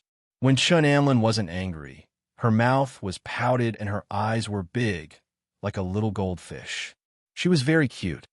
I'll give you the address of our house. Song Jiwin nodded. He quickly wrote down their address in Yangcheng on the paper. The house number was left for Poplar Fruit. Poplar Fruit looked at it and didn't say anything. After all, the girl wanted to find him anyway. Really? Chun Amlin's eyes were filled with distrust. It's true. Poplar Fruit laughed. Why don't we give you our phone number too? If you can't find the place, you can contact us. Poplar Fruit's words were much more believable than Song Jiwin's. Chun Amlin looked at the obedient Kiki beside Poplar Fruit. She felt that a father wouldn't lie to her. Okay, I'll write it down. After writing down the phone number, Chun Amlin carefully folded the paper with the address written on it and then put it in the inner compartment of her bag. Done. Chun Amlin smiled with satisfaction. Suddenly, her expression changed. She turned to Song Jiwin and said coldly, Song Jiwin, now let's settle the score. As she spoke, she cracked her knuckles. Ah! Song Jiwon jumped back in fright. Like Kiki, he hid behind poplar fruit. He asked in surprise, "What? Didn't you say you didn't want to hit me?" Chun Amlin looked up at Song Jiwon seriously and said, "I didn't want to hit you before, but now I do. But I already wrote the address for you." Song Jiwon said with a sad face, "Can't we just make up for it? Let's do it one by one." Chun Amlin bent her legs sideways and spread out her hands. Her side profile was also very beautiful, especially her crystal-clear neck, which gave people the feeling of a rare treasure. However, at this time, Chun Amlin was not cute at all. Chun Amlin slowly walked around poplar fruit. Song Jiwon was also scared to death. He pulled poplar fruit in front of him and kept walking in the same direction. "Really, don't pull me." Poplar fruit saw Chun Amlin's eyes flash a trace of cunning. He was well aware of it. He stretched out his hand and threw Song Jiwon away. He pretended to be unhappy and said, "What if you hit Kiki? Hero, please spare my life." When he was abandoned by poplar fruit and faced Chun Amlin directly, Song Jiwon directly knelt down and cried. Humph! Chun Amlin did not kick him as he expected. Instead, she snorted, slowly withdrew her hand, and stood back. After waiting for a while, Song Jiwon secretly opened his eyes and took a look. Then he quickly stood up, scratched his head, and asked, "You don't want to hit me? I'm just kidding." Chun Amlin rolled her eyes at him with dissatisfaction. "I don't like to bully people. Why would I hit you? Unlike you, your mouth is so annoying. Be careful not to provoke evil people outside. They'll beat you to death." He. Song Jiwon laughed dryly and was speechless. Chapter 482. Although she did not really make a move, Chun Amlin had never given Song Jiwon a good look. Previously, Song Jiwon had tricked her too badly, causing the girl to sit in the hotel lobby and wait for an entire day. She did not know how many strange gazes she had eaten from others. Song Jiwon followed them embarrassedly. He tried to interrupt many times, but he didn't get any response. In order to ease the awkward atmosphere, Poplar Fruit took the initiative to talk to Chun Amlin. "Unlan, can I just call you by your name?" "No problem." Chun Amlin nodded and said happily, "Brother Poplar Fruit, you can call me whatever you want. Unlan, you can call him Lao like I did. Don't call him brother. It's too distant." Song Jiwon said with a shy face, "Don't call me Unlan." Chun Amlin turned her head and said loudly to Song Jiwon. Her lovely face was wrinkled. It was difficult for her to put on a fierce look. "Why?" Song Jiwon protested. "Why do you treat me differently? Laowood didn't expose me at that time. He is an accomplice. Why are you so good to him, but to me? Brother Poplar Fruit is bad. It must be because of you." Chun Amlin pouted and said, "Anyway, I get angry when I see you." Okay, stop arguing." Poplar Fruit said with a smile, "And Lon, I haven't finished asking. Why are you here? What a coincidence. I decided to come to Shu-Du City before." Chun Amlin was as docile as a little sheep in front of Poplar Fruit. She obediently pulled the straps of her school bag on her shoulder and replied in a clear voice, "And I heard that the Taoist in Qingyang Palace is teaching Tai Chi. My grandfather said that the Tai Chi of Qingyang Palace is very powerful. So I must come to Shu-Du City to see it." Poplar Fruit's eyes lit up. He asked energetically, "Really? Then I really have to go and take a look." Both of them had a certain degree of obsession with martial arts. Now that they were talking about Taiji Fist, their interest skyrocketed. Song Jiwon, who was at the back, interrupted at an inappropriate time. "I say, shouldn't we find a place to have lunch first? It's past 1 o'clock now. Sigh, why is your mind filled with eating, drinking, and playing?" Chun Amlin put her hands on her waist and patted Song Jiwon's shoulder as she said in dissatisfaction. Poplar Fruit took out his phone from his pocket and looked at it. Song Jiwon was right. He suggested, "It's getting late. Why don't we have something to eat first? I'm afraid that Kiki might be hungry." Yes, Kiki is hungry." Chi-Chi sat in the crook of her father's strong arms, rubbed her little belly, and nodded her head in agreement. "You don't have to rush to find the Taoist priest. Let's eat and rest well. It won't be too late to come back in the afternoon." Poplar Fruit said with a smile. Okay, I'll listen to Brother Poplar Fruit. Chun Anlin retracted his hand and agreed readily. Sigh, I was the one who suggested it. Song Jiwen muttered. What are you talking about? Are you unhappy? Chun Anlin pushed Song Jiwen. Originally, the three of them were walking side by side. Now, it was Chun Anlin and Song Jiwen chasing after each other. Poplar Fruit carried Kiki and dragged behind. It was strange. Although the two of them kept arguing and punching each other on the way out of Qingyang Palace, it was obvious that the atmosphere was much more harmonious. Poplar Fruit, on the other hand, was less talkative and almost became a passerby. Let me tell you, Song Jiwen began to show off again. Anlin, you're right to follow us today. We have free hot pot tonight. Authentic Sichuan hot pot. Tisk, it's just hot pot. It's not like you haven't eaten it before. Chun Anlin disdained.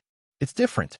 Song Jiwen patted his chest and said, You don't know, in the entire Shu city, this Sichuan 9 fragrances is the most famous.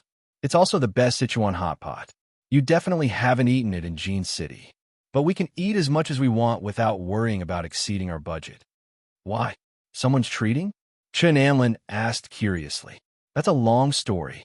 Song Jiwen smiled and bragged to Chun Anlin about his great achievements. What good luck? Chun Anlin listened in a daze. For a like her who only knew how to cultivate, Song Jiwen's story was much more attractive. She said enviously, I can't believe I met such a hidden big boss. It's not just luck.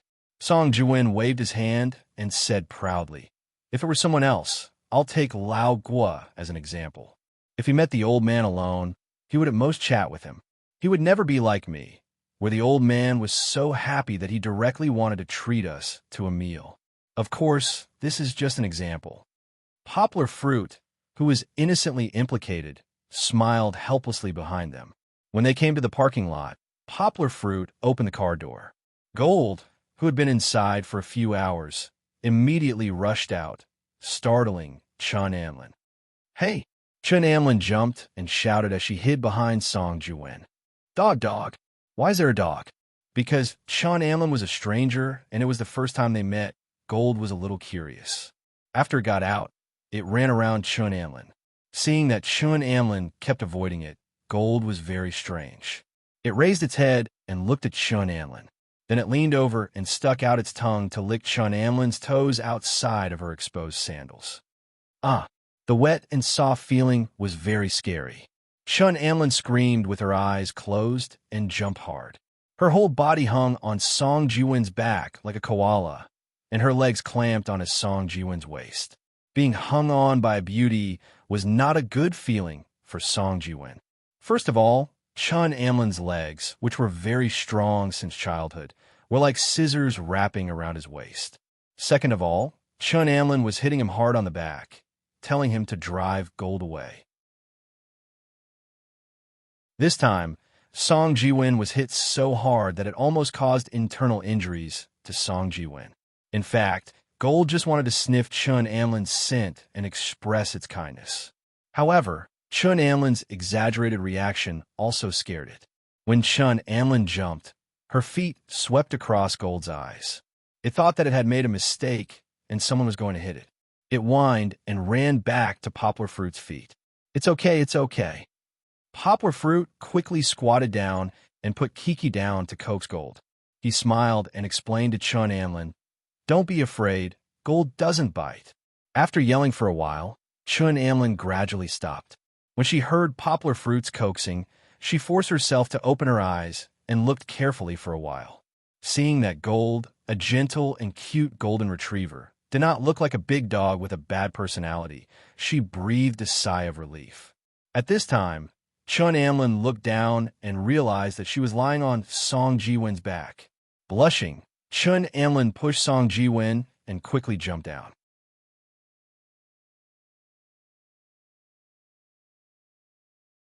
Chapter 483.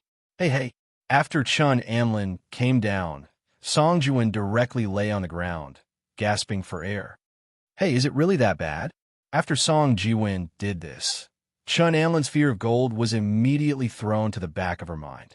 She said discontentedly, "Am I that heavy?" Song Jiwin's action was somewhat exaggerated, but he really did not have a good time just now. After standing up, he said angrily, "You're not that heavy, but you hit me too hard." He gestured with his hands and feet. "Your hand slapped me on the back, and I almost died. Laogua, take a look at my clothes. They must be red. Also, your legs are so strong that my kidneys are about to explode." Chun Amlin recalled that she was indeed in a state of shock and did not control herself. Chun Amlin had practiced internal strength, and she knew that when she used all her strength was not inferior to that of an adult man who often trained in the gym. For an ordinary person like Song Jiwin, even if she was a girl, that kind of strength was not comfortable. I'm sorry," Chun Amlin said clumsily with a red face. "Do you want me to rub it for you?" When she said this, Poplar Fruit and Song Jiwin were stunned. Before Chun Amlin's hand reached Song Jiwin's waist, she also realized that this action was not very ladylike. Chun Amlin's hand stopped in midair, and she did not know whether to retract it or continue. Her face was as red as a red soldering iron. "No need." Song Jiwin was the first to come to his senses. He saw Chun Amlin's embarrassment and reached out to push away Chun Amlin's hand. He pretended not to notice and said, "It's okay. I'll be fine after some rest. But you're actually afraid of dogs. I can't imagine." TSK. Song Jiwin became the big bad guy in a second. He proudly shook his head and said, "It seems that I have to learn from Laogua and raise a dog. If you want to hit me, I'll open the door and let the dog out. Do you want to die?" Chun Amlin blushed and patted Song Jiwin's shoulder. "Ouch, you hit me, Gold. Come and save me." Song Jiwin exaggeratedly held his shoulder, slowly twisted his body on one knee, and reached out his hand to call Gold. Song Jiwin's interruption, the awkward atmosphere, just now, the awkward atmosphere. Under the questioning of curiosity of Poplar Fruit and the rest, Chun Amlin said that she was afraid of dogs. "I was chased by a dog when I was a child." "That's it." Song Jiwin's jaw almost dropped to the floor. He asked in disbelief, "Don't you know Kung Fu? Can't you just kick it away?" "I had just started practicing then," Chun Amlin explained with a red face. "If you were thrown to the ground by a big dog when you were a child and almost got bitten, you would also have a psychological trauma." Okay, let's not look into history anymore," Poplar Fruit said with a smile. "Amlin, don't be afraid. Our Gold is very obedient. Come and touch it. Don't be afraid, it never bites." Chun Amlin was urged by Poplar Fruit. After hesitating for a long time, she grabbed Song Jiwin's sleeve and slowly squatted down. According to Poplar Fruit's instructions, she gently touched Gold's forehead. Gold enjoyed this feeling very much. It was so comfortable that it opened its mouth and squinted its eyes. "Don't be afraid." Poplar Fruit grabbed Chun Amlin's wrist, which was about to shrink back in fear. "It's okay." In the end, Chun Amlin finally resisted the feeling of resistance in her heart and had intimate contact with Gold for a while. However, this weakness of hers was used by Song Jiwin, and he laughed it all the way. During lunch, Poplar Fruit and the others found out that Chun Amlin was a senior this year and was studying at Jincheng University in her hometown. "Why are you so relaxed?" Song Jiwin was puzzled and asked. "You're going to be a senior. Shouldn't you be in a hurry to find a job or an internship? You still have time to travel?" "My family runs a martial art club," Chun Amlin said with some embarrassment. "After studying, I have to go back to the club to help, so I don't have to look for a job." "Well, with your skills, it's not bad to be a fighter in the club." Song Jiwin laughed. "Do you know how to talk?" Chun Amlin shouted in dissatisfaction. "What do you mean by fighter?" "Our club teaches martial arts to strengthen the body, not to fight." However, Chun Amlin seemed to have chosen a different direction from traditional clubs. Chun Amlin majored in management when she was in university. She was ambitious and prepared to use systematic management theory to transform the martial arts dojo from top to bottom. She wanted to build a modern first-class martial arts dojo and bring Chun-style Tai Chi to greater heights. "It's not that simple." Poplar Fruit shook his head. He felt that the reason why Chinese martial arts couldn't make it out of the country was because there were too many types. Just Tai Chi alone, there were more than a dozen famous sections. They lacked a simple but effective set of moves. Song Jiwon also said it's not that simple. Why? Chun Anlin refuted Song Jiwon unhappily. Song Jiwon laughed. Change isn't something that can be done immediately. There's a lot of trouble in between. Your club is a family business, right? Song Jiwon asked. Chun Anlin hesitated for a moment, then nodded and said, I guess so. Who's the CEO? Song Jiwon asked. My grandfather is in charge, Chun Anlin said. What about the board of directors? I'm talking about people who have a lot of weight. If you want to make a decision, you can't avoid them, Song Jiwon said with a smile. Chun Anlin gradually lost her confidence. She said in a low voice, My uncles. That means, not to mention you. Even your father can't make decisions about the club by himself, right? Song Jiwon analyzed, You're still a girl. Don't blame me for being too straightforward. I'm just stating facts. This is our national situation. Do you think it's possible for a girl to intervene in the family's affairs? Chun Anlin pouted and said unhappily, But my kung fu is the best in my generation. It's useless to be good at kung fu. Song Jiwon persuaded. In today's society, it's not that whoever has the biggest fist is right. As long as it involves interests, it's hard to explain things clearly. No matter if it's your uncles, no one will give in. Poplar Fruit nodded in agreement. At that time, he also considered this problem, so he resolutely gave up his sister's shares in the factory and shop. It was better to have a simple relationship with his family. Chun Anlin sighed deeply and said with some discouragement, Then what should I do? Song Jiwon laughed and said, Why don't you start your own club and be the boss? That way, you can make decisions on your own. Opening a club costs a lot of money. Chun Anlin rolled her eyes at Song Jiwon. You're really talking easy. Chapter 484. What did you say the master of Qingyang Palace was called? Poplar Fruit asked curiously as they walked into Qingyang Palace after dinner. His name is Meng. Chun Anlin thought for a while before she remembered and said, I think his name is Meng Yangzi. My grandfather told me that he met him when he was traveling around the country. It is said that Meng Yangzi was already a master of internal strength at that time. When they were eating, Chun Anlin asked about Poplar Fruit's internal strength. She had lost to Poplar Fruit without knowing why. Poplar Fruit's kung fu was like a mystery. Chun Anlin did not believe that Poplar Fruit did not have internal strength. The existence of internal strength could be said to be two different levels. However, when it came to Poplar Fruit's internal strength, Chun Anlin did not notice it at all when she was fighting with Poplar Fruit. Poplar Fruit did not try to hide it.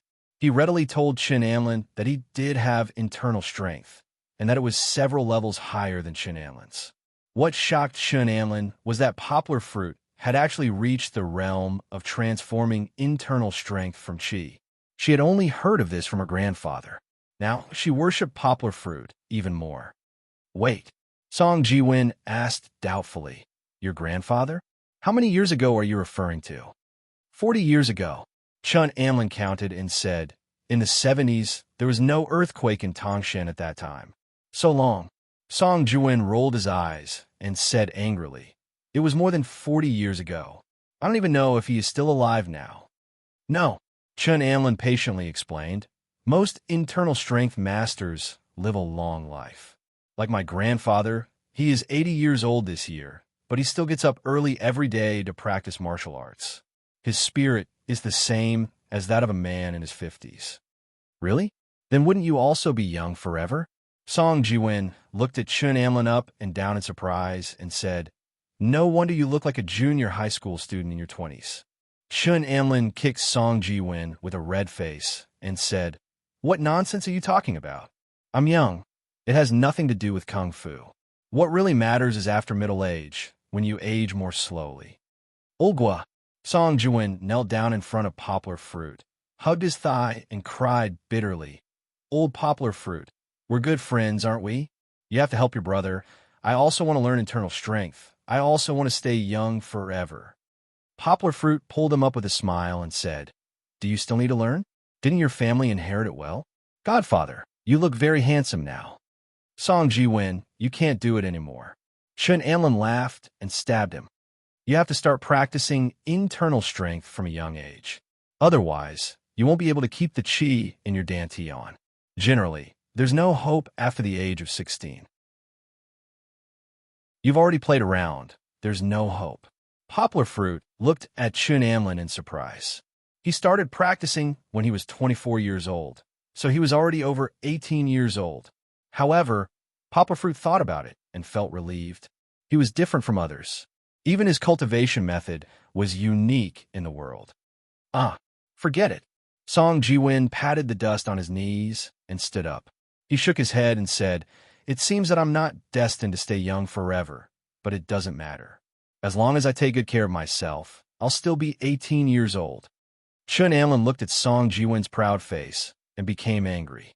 She punched Song Ji-win and said disdainfully, "Why do you need to be so young? You're already a few decades old. Don't you think it's scary to dress up like a fairy?"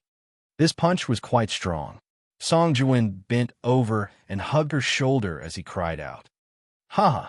Kiki, who was lying on her father's shoulder, laughed along. She liked to see her bad uncle, Song Ji-win, being bullied. Amidst the noise, Poplar Fruit and the others arrived at the backyard of Qingyang Palace. "I see it." Poplar Fruit pointed at the banner in front of them and asked everyone to look. "Qingyang Palace Taiji Dojo. Is it here?" Chun Anlin looked at the obviously new 3-story building in front of them and asked doubtfully. "Let's go take a look." Song Ji-win took the lead and walked in. The gatekeeper was actually an auntie. To be exact, she was an auntie who came to help out after work. "Hello, are you here to visit or to sign up to learn?" The auntie greeted them very amiably. "Auntie, we're looking for Taoist Meng Yangzi." Chun Anlin walked in front of the auntie, bowed politely, and said, "Taoist Meng Yangzi?" The auntie scratched her head in confusion and said, "I've never heard of this name. Did you remember wrongly?" "No, my grandfather said that he was in this temple 40 years ago," Chun Anlin said. The auntie thought about it seriously and said with a smile, "No, I've seen all the Taoists here. There's no Meng Yangzi, but there's a Taoist called Meng Mingxin. He's the temple master. He's been in this temple for 40 years. Who knows if he's still in this temple? Little girl, don't you think so?" Song Ji-win stopped Chun Anlin, who wanted to ask more questions, and waved at the auntie with a smile. "It's okay, auntie. We're just here to take a look. There's no training today. You can look around as you wish." The auntie waved back with a smile. When they reached a place where there was no one, Song Ji-win said, "Look, they said there's no Taoist Meng Yangzi. Whether he's still alive or not, he might not still be here decades ago. In the 1970s, everything was in chaos. Maybe he left Qingyang Palace and found another place to settle down." Chun Anlin sighed and said, "Then we came all the way to Shu City for nothing?" "Not necessarily. Maybe there's a master like Song Yangzi, even without Meng Yangzi," Song Ji-win said with a smile. "You brought flowers for yourself again." Chun Anlin felt much better after hearing Song Ji-win's comfort. After walking around, Poplar Fruit and the others suddenly heard some noise outside, so they went to find it. Taoist Wu Song is going to practice Tai Chi again. Hearing the whispers of the tourists and citizens, Chun Anlin's spirit was lifted. She took the lead and squeezed into the crowd, followed by Song Ji-win. Taoist Wu Song? Poplar Fruit thought the name was funny. It sounded like Wu Song. Poplar Fruit also squeezed through the crowd with Kiki in his arms. He didn't have to squeeze to the front of the crowd like Chun Anlin. Because he was tall, Poplar Fruit could see the situation inside clearly when he was in the middle of the crowd. The Taoist priest inside had a beard that was half a finger long. He was thin, and his Taoist robe was fluttering in the wind. He had a kind of elegant, immortal aura. According to the people around him, Taoist Wu Song often performed Songshi Tai Chi. Some tourists took photos and posted them on the internet, which helped him gain a lot of popularity. However, looking at this, Poplar Fruit understood that Taoist Wu Song was sent by the Martial Arts Center. It wasn't to attract attention. It was just a means of publicity.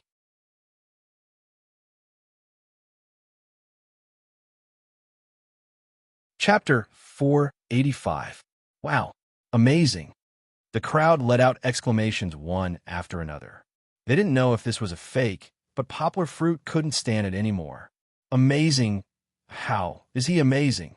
Poplar Fruit covered his eyes as he watched, afraid that the other party would notice his strange gaze. This Taoist priest Wu Song's Taiji fist was pretty good.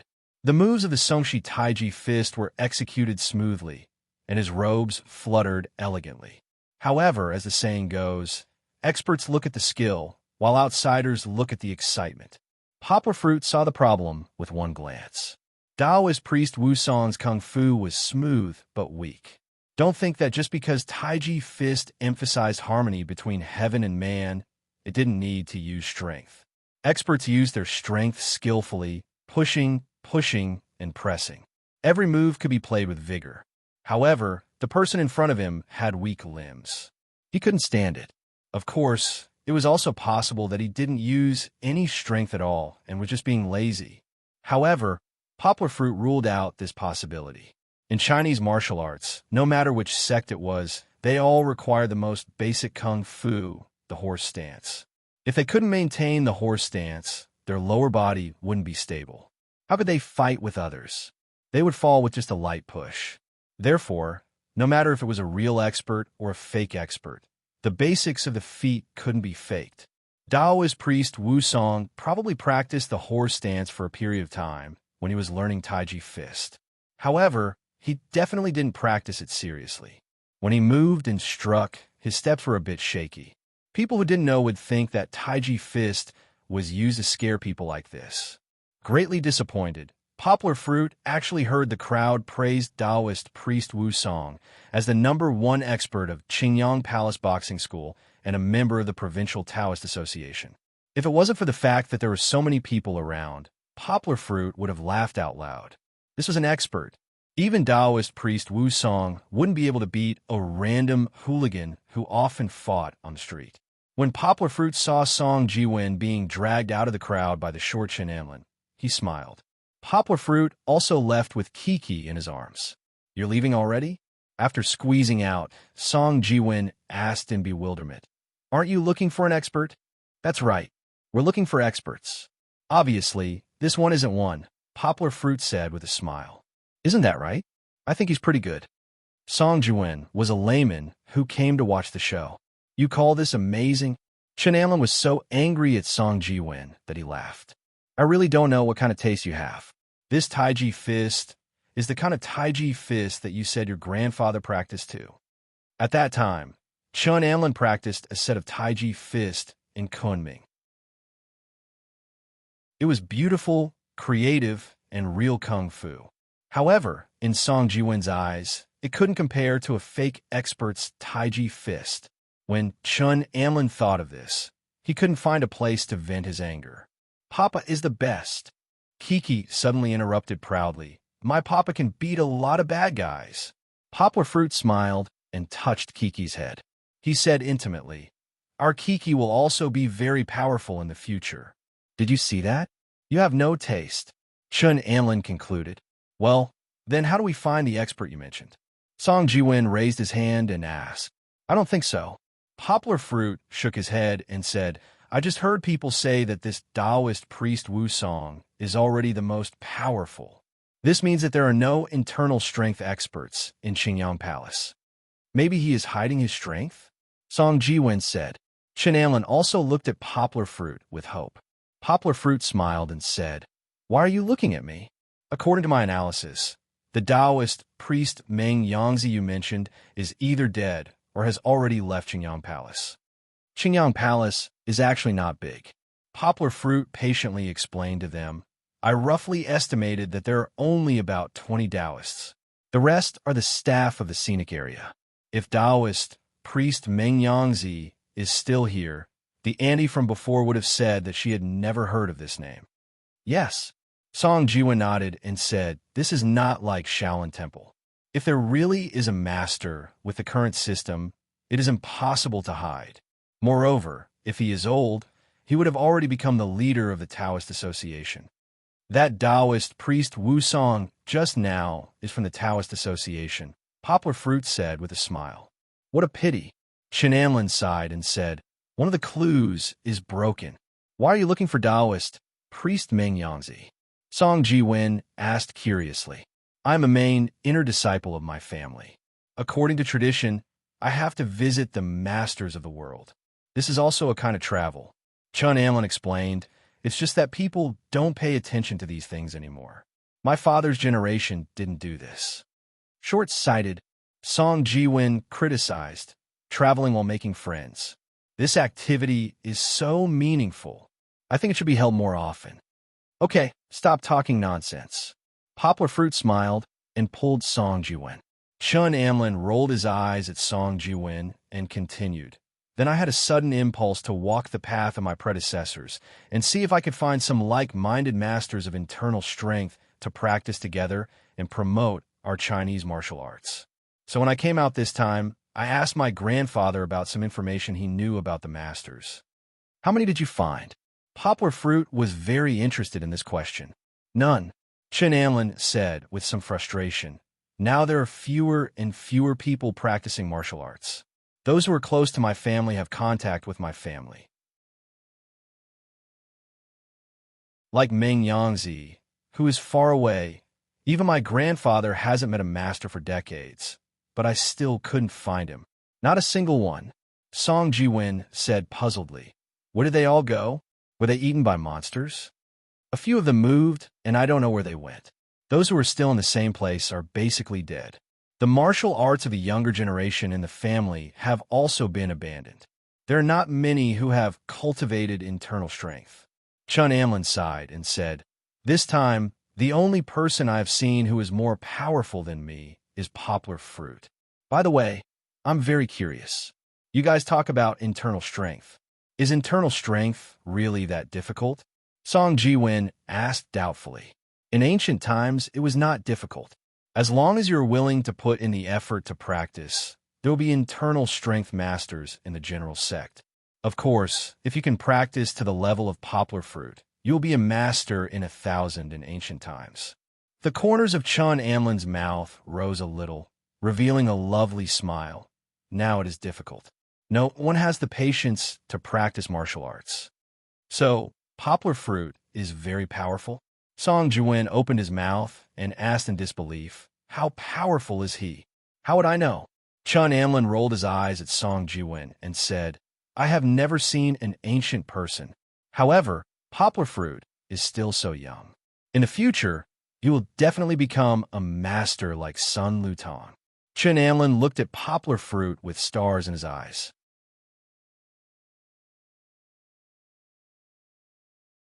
Chapter 486. Master, please take a seat. Song Jiwen's sour voice sounded. He pulled out a seat and half-bowed as an invitation. That's enough. Mosquito, do you always make fun of me? Poplar Fruit smiled helplessly. Ever since Chun Amlin said those words in the Qingyang Palace, Song Jiwen began his endless, annoying mode. He spoke to Poplar Fruit with honorifics and kept calling him master. After leaving the Qingyang Palace, Poplar Fruit and the others went to the nearby Du Fu cottage to have fun. With the addition of a beautiful girl, time flew by quickly. They chatted and took photos while playing. It was already dusk. Therefore, according to their previous plan, Poplar Fruit and the others went to a chain hot pot restaurant in Shujioxiang. It's not bad. It's free of charge, and we can even sit in a private room. Chun Amlin happily found a seat and sat down. She looked up and said happily to Song Jiwen. The temperature inside the hot pot restaurant was higher than outside. Perhaps it was because of the steam from the hot pot. Chun Amlin's face, without any makeup, was even more beautiful. Hee, order whatever you want. Song Jiwen pulled a chair and sat beside Chun Amlin. He took the menu and studied it with Chun Amlin. Poplar Fruit didn't have the leisure to court the beauty. He called the waiters of the hot pot restaurant to arrange Kiki's seat. I want a baby's seat. It doesn't need to be higher. Just an ordinary one will do. I also want an extra bowl and chopsticks and some hot water. It would be even better if you could give me a small basin. There were so many requests. Poplar Fruit was a little embarrassed. Master, what kind of soup base do you want? Song Jiwen raised his head and asked. Poplar Fruit really wanted to say master your sister, but he remembered that Kiki was beside him, so he couldn't swear. He had to hold it back and asked, "What kind of pot base do you have?" "Spicy, sansien, and bone broth," Chen Amlin said. "But since we are in Shudu City, let's have a Sichuan-style spicy pot soup." "Well, I don't mind. I can eat spicy food," Song Jiwen said with a smile. "Let's have a mandarin duck pot." Poplar Fruit shook his head and said, "Half of it is spicy and half of it is clear soup. Kiki can't eat spicy food." It was true that Kiki did not eat spicy food. Not only did she not eat spicy food, but she also especially hated spicy food and the fishy smell of mutton. The fishy smell was fine because she would spit it out when she tasted it. However, when it came to spicy food, she would cry as long as she was stimulated even a little bit. "If you're a kid, we can have a separate pot," the waitress kindly reminded him as she pointed at the small induction cooker on the side. "If it was a separate stove, then there would be no problem." Poplar Fruit smiled and said, "Okay, give me a separate small pot, clear soup, and I will pay for the extra cost." "It doesn't matter.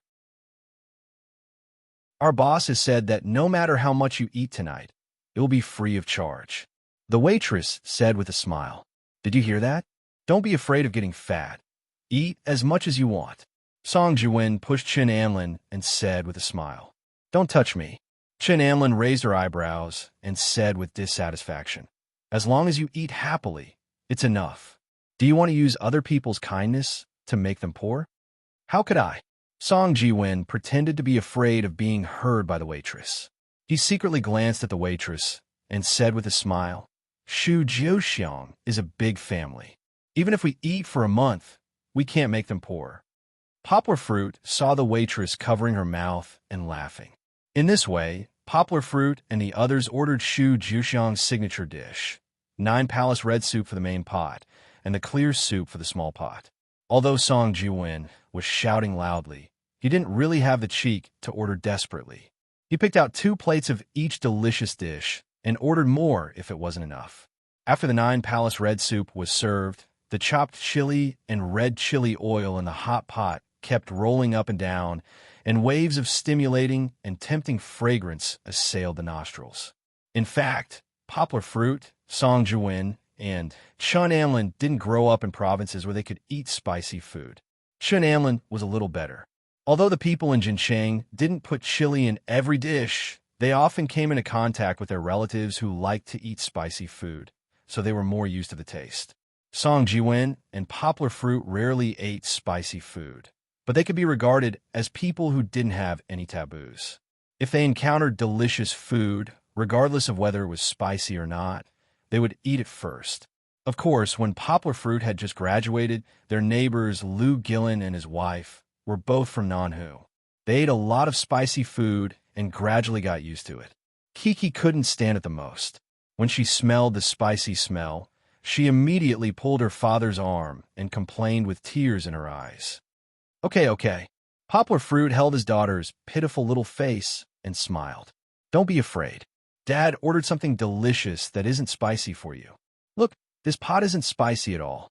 After the small pot with the clear soup was served in front of Kiki, Kiki felt a little relieved.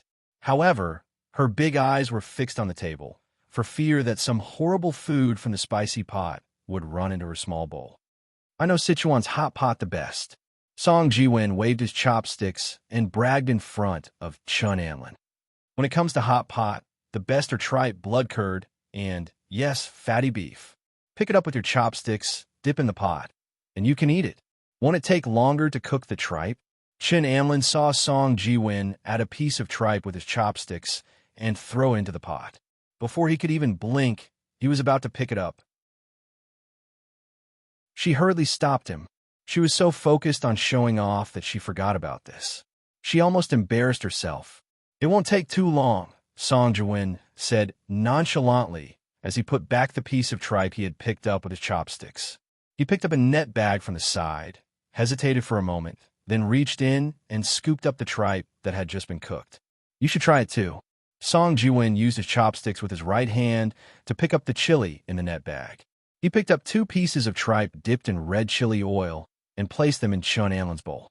"Oh, it's delicious." Chun Anlin didn't hesitate. She picked up the tripe with her chopsticks, dipped it in soy sauce, and ate it.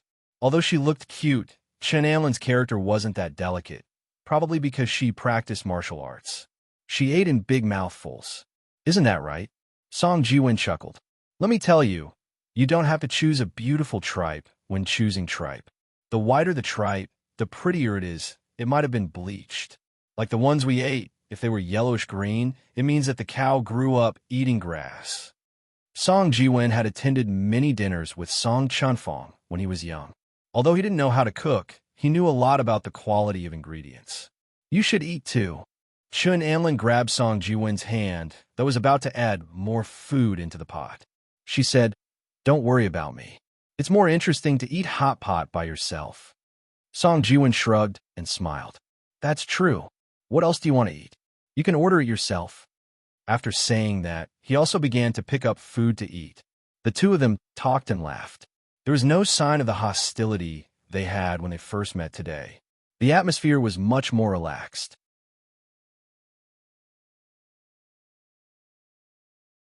Chapter 487. In front of these two people, Poplar Fruit was a bit like an outsider. He was busy taking care of Kiki and didn't even have time to cook some mutton for himself, let alone chat with Song Jiwen and the others. That. Kiki's eyes lit up as she ate. Her mouth hadn't even finished the piece of meat that her father had just fed her. She couldn't help but point at the small plate of oily tofu and shout, "It needs to be scalded," Poplar Fruit said with a smile. He knew that his daughter liked to eat oily tofu, so he brought a plate in front of her. He didn't expect her to see it so quickly. However, oily tofu was different from meat slices. It needed to be cooked for a while. "Do you want to eat fish?" Poplar Fruit's chopsticks picked up the fish slices in the plate and finally picked up a thin piece of crispy anchovy. The chef in the restaurant had good knife skills and cut it almost transparent. "Yes." Kiki happily clapped her hands and said. She didn't like to eat mutton, but she had a soft spot for fish, which also had a fishy smell. Poplar Fruit thought that this was a good thing. Children should eat more fish to become smarter. Crispy anchovy cooked faster than oily tofu. In the hot pot, the hot soup cooked the thin fish slices in a few seconds. After being cooked, the crispy anchovy curled up slightly and became a small piece. Poplar Fruit picked up the remaining fish bones in front of his eyes and carefully picked out the remaining fish bones. "Do you want soy sauce?" Poplar Fruit asked. Kiki shook her head like a rattle drum and then raised her small head. Her small mouth was wide open, like a crying bird waiting to be fed. Poplar Fruit smiled. He picked up the fish and placed it in front of Kiki's mouth to tempt her. He gently touched Kiki's tongue, but the moment she closed her mouth, he pulled out the chopsticks. Oh!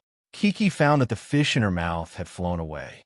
She unhappily pouted her small mouth and twisted her small waist to act coquettishly. Okay, here you go." Poplar Fruit smiled and offered the fish to her again. This time, he didn't play with it. Kiki bit on the chopsticks, and with a curl of her tongue, the fish went into her mouth. "Is it good?" Poplar Fruit asked with a smile as he picked up a piece of cooked tofu. It couldn't be cooked any further.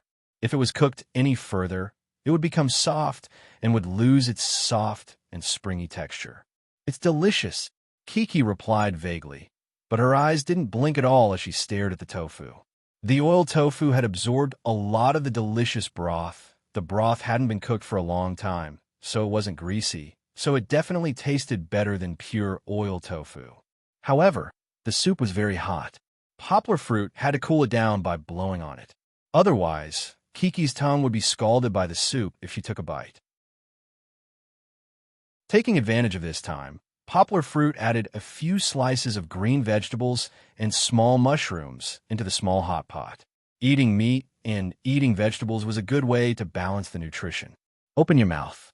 In fact, even without Poplar Fruit's reminder, Kiki had already opened her mouth. This time, Poplar Fruit held the bowl under Kiki's chin and then picked up the oil tofu. Kiki took a bite, and the broth and the oil tofu flowed out along her lips, dripped down her chin, and dripped into the bowl. Poplar Fruit quickly picked up a tissue and wiped Kiki's chin to prevent the broth from flowing onto her clothes. Kiki found it very interesting. While chewing the oil tofu in her mouth, she laughed, and her eyes curved into lovely crescents. You can't laugh when eating or you'll choke. Poplar Fruit patted his daughter's back with a smile. There's still half a piece. Poplar Fruit picked it up and indicated that he was going to feed it to Kiki. Kiki grabbed his wrist, obediently shook her head, and said, "Papa, also eat.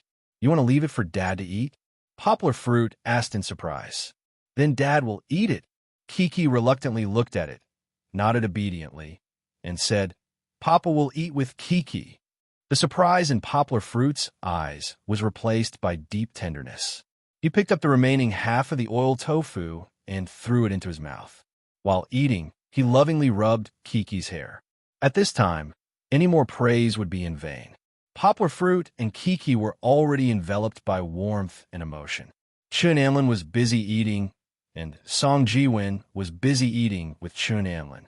They didn't notice the emotional ripples between Poplar Fruit and his daughter sitting opposite them. The atmosphere in the room seemed to be divided into two parts. On one side was the joy of Poplar Fruit and Kiki, and on the other side was the joy of Song Jiwin and Chun Amlin. In fact, the two of them didn't talk much, but Song Jiwin could always hit the funny point. Chun Amlin was repeatedly amused by him to laugh, without caring about his image. Chi. After eating for a while, Song Jiwin suddenly grinned and said, "Sure enough, the hot pot in Sichuan is more spicy than the Sichuan hot pot in Guangdong. Just now, he bit into a pepper. To be precise, it was a little brown pepper. It was full of numbness, and half of his tongue was numb." Song Jiwin's face was still twitching, and 2 tears were squeezed out. He almost jumped out and rolled on the ground. "Ha ha ha!" Chun Amlin covered his mouth and laughed gloatingly. "Who told you to talk so much? You should be more serious when eating hot pot." Although he had been arguing with Song Jiwin, Chun Amlin still picked up the beer bottle in front of him, poured half a glass of beer into Song Jiwin's empty glass, and then handed it to him. Kiki blinked her eyes and looked at Uncle Mosquito's embarrassed appearance. She felt a little scared. She turned her head and looked at Poplar Fruit pitifully. "Don't worry." Poplar Fruit lovingly stroked Kiki's hair and said with a smile, "The hot pot you eat is not spicy. My mouth is numb. I need to eat something cold. Do you want ice cream?" Song Jiwin asked. "I'll go buy it." "How can there be ice cream in a hot pot restaurant? It's not a hot pot buffet." Poplar Fruit asked with a smile. "Go buy it." On the way here, I saw a convenience store outside the parking lot. After being numbed, Song Jiwin's tongue was not straight, and his words were a little vague. After a while, Song Jiwin sneaked in with a black plastic bag, as if he was fighting guerrilla warfare. I didn't expect to be able to buy 5 Sheep brand ice cream in Sichuan. Song Jiwin proudly distributed the ice cream to Poplar Fruit and the others. Halftime, eat ice cream before continuing the battle. Not too interested, Poplar Fruit casually took it and put it aside, but Chun Amlin happily took it. For girls, the temptation of ice cream could even overcome their fear of becoming fat. Chi-Chi was no exception. Although she was a little full from eating hot pot, when she saw Song Jiwin and Chun Amlin licking the ice cream excitedly and even clicking their tongues and saying that it was delicious, she was so hungry that her mouth was watering. She pulled Yongguo's hand, who had just had time to eat something, and acted coquettishly. "Got it." Poplar Fruit had no choice but to put down the chopsticks, pick up the ice cream, and tear the outer layer of paper. When it was delivered to Kiki's mouth, Poplar Fruit retracted and warned, "But you can't eat too much."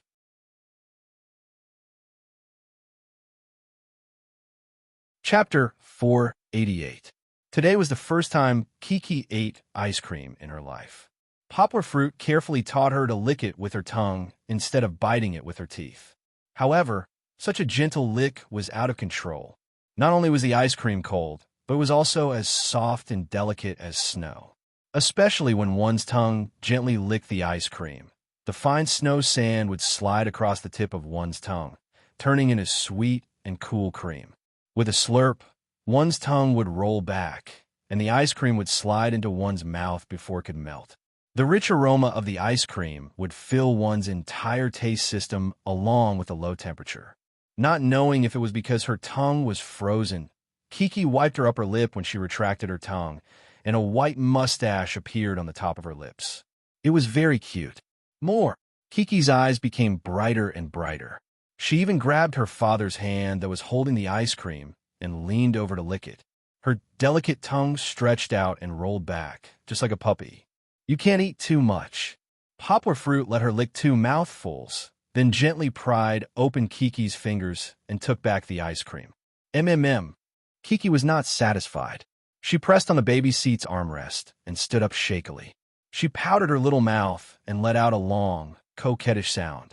Poplar Fruit had no choice but to quickly support her.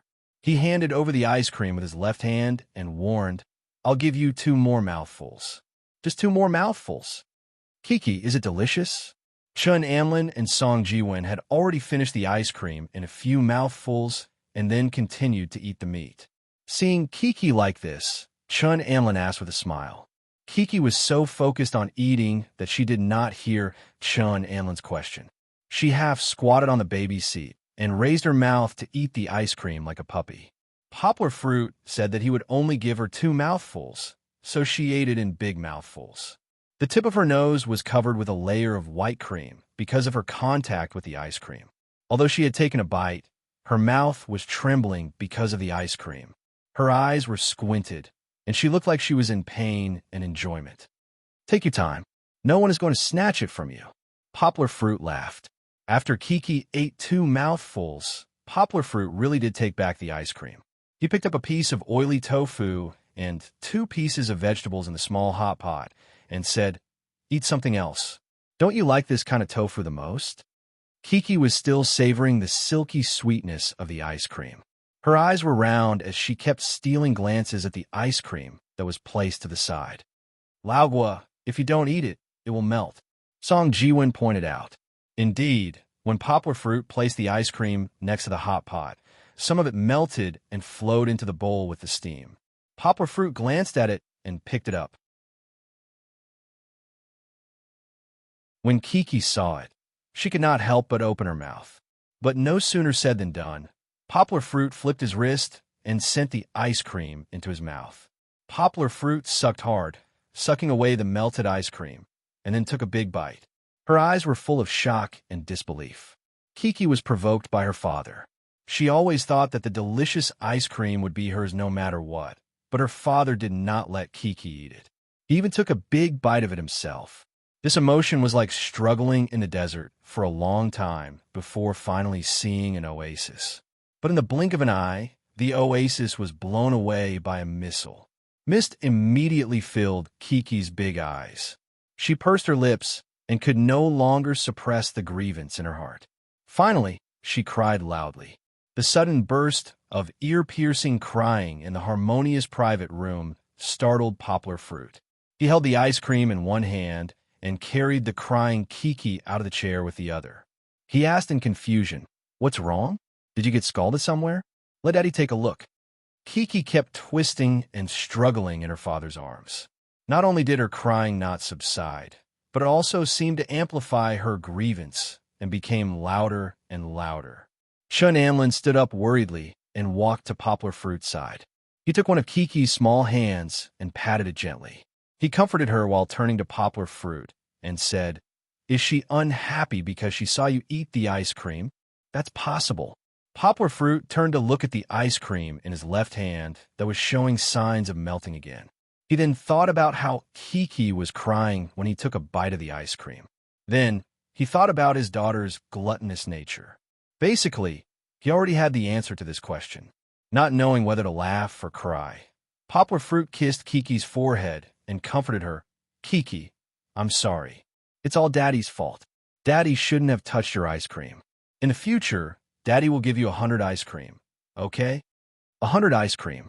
It was much more than the 10 or 10 that he knew. Although Kiki was crying sadly, she was always paying attention to her father's attitude. Hearing her father apologize like this, Kiki's crying finally showed signs of stopping. After a few minutes, all that was left of Chi-Chi was sobbing softly. Poplar Fruit finally let out a sigh of relief. He really didn't know that Kiki was so fond of ice cream that it could even make the usually well-behaved Kiki cry. This situation had never happened before. Kiki wants it. When her eyes were still mottled with tears, Kiki pouted and pointed at the ice cream in Poplar Fruit's left hand and said, "You can't eat anymore." Poplar Fruit said worriedly. Kiki was already full from eating hot pot today. If she ate so many cold desserts, he didn't know if her small body could take it. Okay. Here. Poplar Fruit saw that his daughter's eyes were about to burst into tears again and hurriedly said helplessly. At this time, a lot of the ice cream had melted. A lot of it flowed through the layer of crispy skin and flowed onto Poplar Fruit's fingers. This made Poplar Fruit feel troubled. How do I take it? If I move it to Kiki's mouth, the cream will drip onto them. Seeing this, Chun Amlin quickly took out a few pieces of tissue and let Poplar Fruit hold it in his hands. Poplar Fruit's left fingers twisted on the tissue to wipe off some of the stickiness. Then, he brought the rest of the ice cream to Kiki. Kiki already couldn't wait. When she saw the ice cream, she didn't cry or feel wronged. She only cared about licking the remaining cream. She didn't eat the remaining crispy skin. Instead, she licked the melted cream inside and out. Seeing Kiki's flexible little tongue moving nonstop, Poplar Fruit had a headache.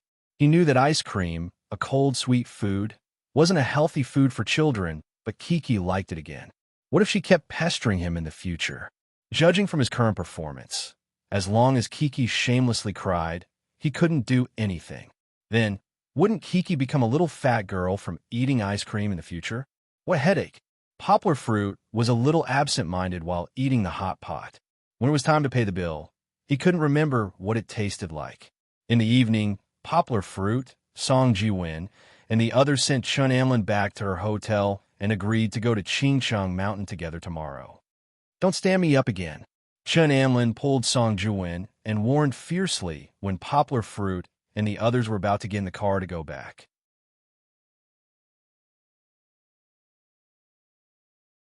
Chapter 489. The phone calls were endless. Just as he finished answering Fong Beibei's call, Song Ji-win's call came in. "Lao Guo, where have you been? When I woke up, you were gone, and I couldn't get through the phone.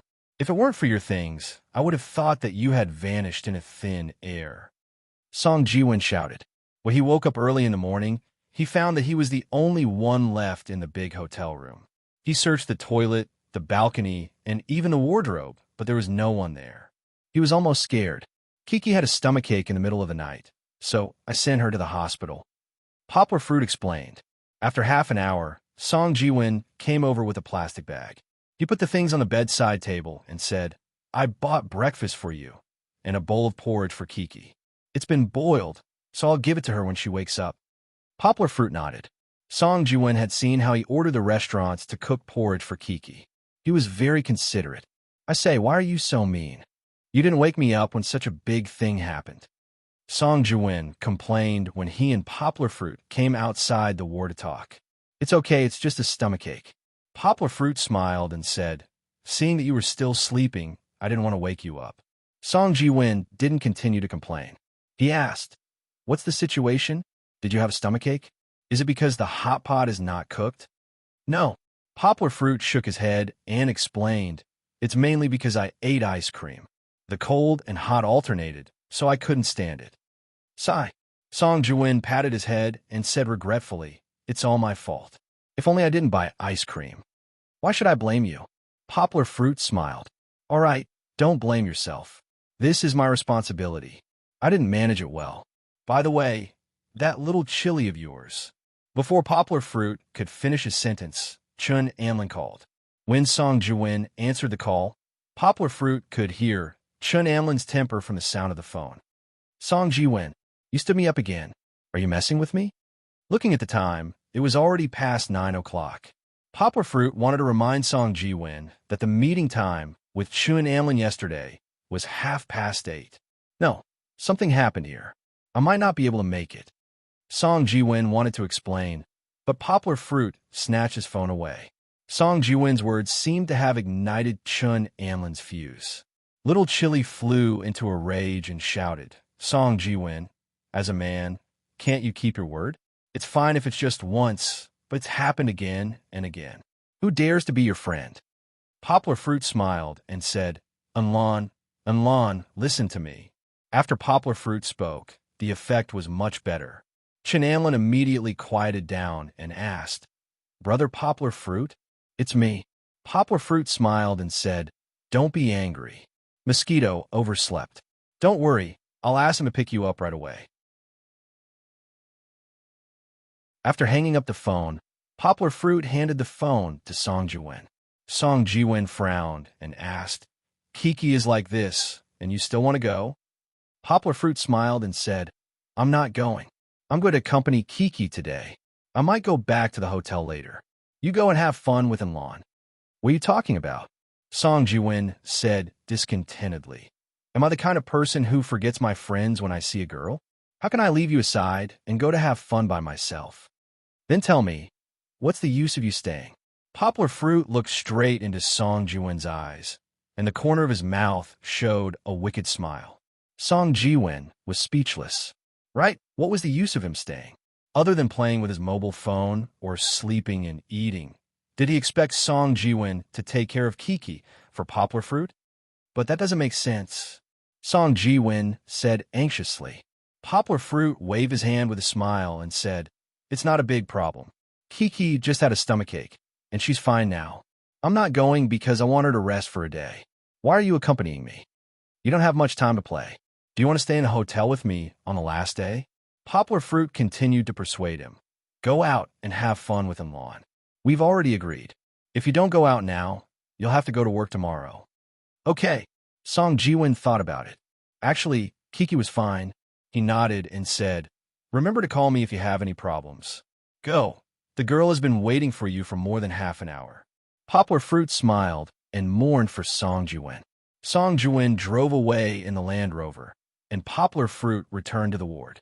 Kiki slept for a while before waking up.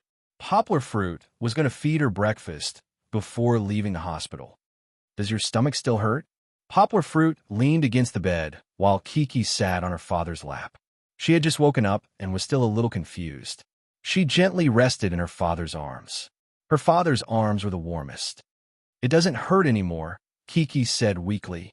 However, when she thought of the knife-like pain in her stomach last night, she still trembled with lingering fear. "Do you know why your stomach hurt last night?" Poplar Fruit gently tucked his daughter's hair behind her ear and asked. Kiki didn't answer. She just raised her head and shook in a daze.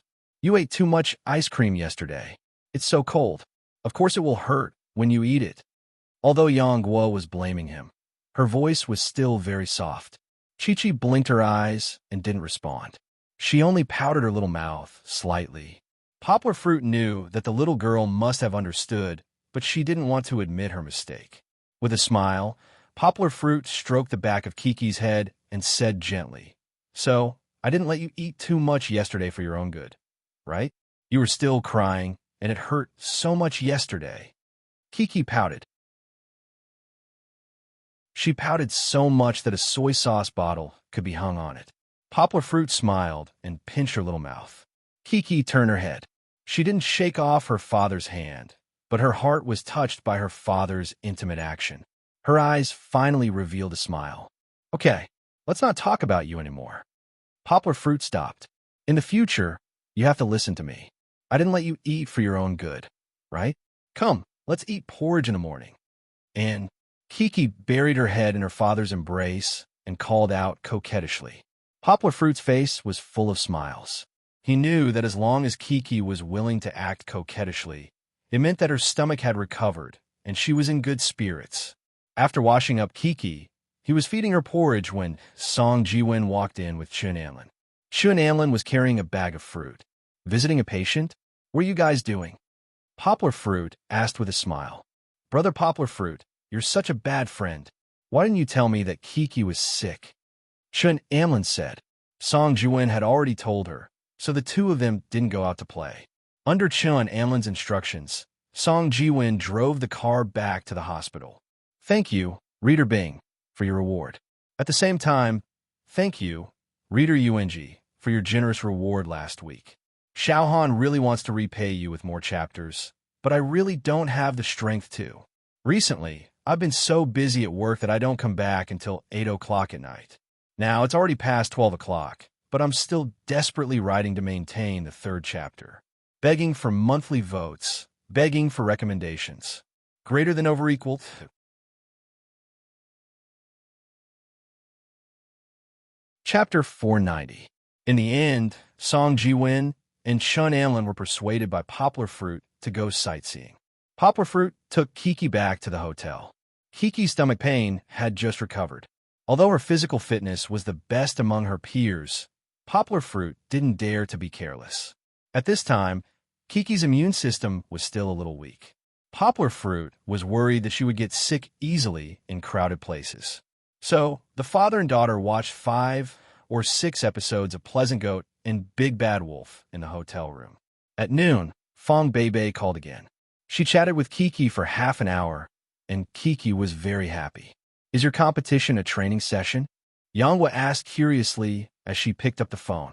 "Yes. It's so annoying. Half of my vacation is gone." Today, Fong Beibei was packing her luggage. In 2 days, she would have half a month of training with the school's representative team. Completely closed training?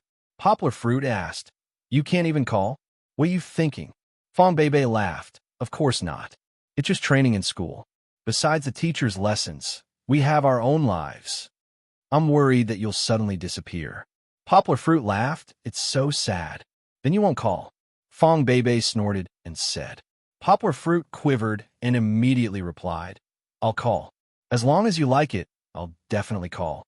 "Hee, I don't like it," Fong Beibei said, not speaking from her heart. Hearing Poplar Fruit's words, her tone was a little unhappy. At first, Yanghua didn't quite understand why Fong Beibei was dissatisfied. But for some reason, at this moment, it was as if a string in his head had suddenly connected, and he instantly came to a realization. She was too passive. How could he need a girl to give him instructions on such a matter? "When do you usually have classes?" Poplar Fruit asked gently. "I'm afraid I'll disturb you." 9 in the morning and 9 in the evening. There are breaks for lunch and dinner." Fong Beibei said in a low voice. "No, it doesn't matter when you call. If I'm discussing a problem with my teammates, just press the call." "Why are you so quiet?" Poplar Fruit asked curiously. "Just now, my mother walked down the stairs and was almost discovered." Fong Beibei stuck out her tongue and said, "I'll close the door first." After chatting with Fong Beibei for a while, Poplar Fruit put down the phone. Sitting at the head of the bed, although he was watching cartoons with Kiki, Poplar Fruit was frowning. He was thinking about emotional problems. For Poplar Fruit, who didn't have a high EQ, he rarely thought about emotional problems. Even when he and Liu Yunran dated for 4 years, it was a matter of course. Moreover, they were so familiar with each other that they almost didn't encounter any problems when they went from friends to lovers. Now, Poplar Fruit was facing the problem of making phone calls. Previously, in his opinion, Fong Beibei had been busy preparing for the competition and should be very disgusted with him bothering her. Moreover, he had several calls with Fong Beibei at the end of June, which confirmed this point. Therefore, even if Poplar Fruit had something to do, he wouldn't think of calling Fong Beibei unless it was very important. "When we were at the restaurant, didn't Beibei tell me not to call her all the time?" Although he had thought it through when he called her just now, compared to Fong Beibei's attitude in the past, Poplar Fruit was a little confused. One moment, she didn't let him make phone calls, and the next moment, she was unhappy because he didn't call. What was going on? To call or not to call? He was so conflicted. Poplar Fruit scratched his head, puzzled. After coaxing Kiki to take a nap, Poplar Fruit picked up the computer and started to search the internet. Didn't they say to look for Baidu if there was a problem? Poplar Fruit searched the internet for people's opinions on this issue. Sure enough, they all supported the idea of boys taking the initiative. Poplar Fruit touched his chin and pondered in his mind. Since everyone thinks that boys should be thick-skinned to make phone calls, will girls be annoyed? Poplar Fruit searched for this issue from different angles. Looking at the netizens' opinions, Poplar Fruit felt as if he had walked into a new world, and his thoughts suddenly became clear. It turned out that he had been confused about a concept. There was a big difference between a girl's impatience and annoyance. If it was someone she didn't like who repeatedly called to harass her, then the girl's mood at that time was annoyance. It was like a mosquito buzzing in her ear, and she couldn't wait to slap it to death. But if it was someone she liked, if she received a call when she was busy and said, "You're so annoying," this annoyance was actually a manifestation of a girl's coquettish behavior. She wasn't really angry. Girls often don't mean what they say. When Poplar Fruit saw this sentence, he nodded deeply in agreement. Whether it was the reserved Lu Yunran or the kind Fong Bei, sometimes you had to listen to the opposite of what they said.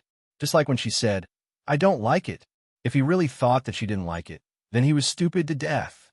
In fact, when it came to the issue of phone calls, Poplar Fruit felt that there was a saying on the internet that was especially suitable for the meticulous Fong Bei. She wanted him to take the initiative to call her not because she cared about what he said to her, but because she wanted to see his attitude. If she took the initiative to call him, it meant that he cared about her, put her in his heart, missed her, and loved her. It didn't mean that he went out to play and left her behind. Even when something happened to Kiki, she had to look at Weibo to find out. So stupid. Poplar Fruit patted his head in annoyance. He finally understood why Fong Bei's voice sounded a little angry in the few times she called him. It turned out that it wasn't because she was impatient to solve math problems like he thought. It was because she was angry that he didn't think of her when he was having so much fun outside. After thinking about it, Poplar Fruit realized that ever since he made up his mind to pursue Fong Bei, he didn't really do much. It was fine if she didn't send him flowers every day, but she didn't even try to be courteous.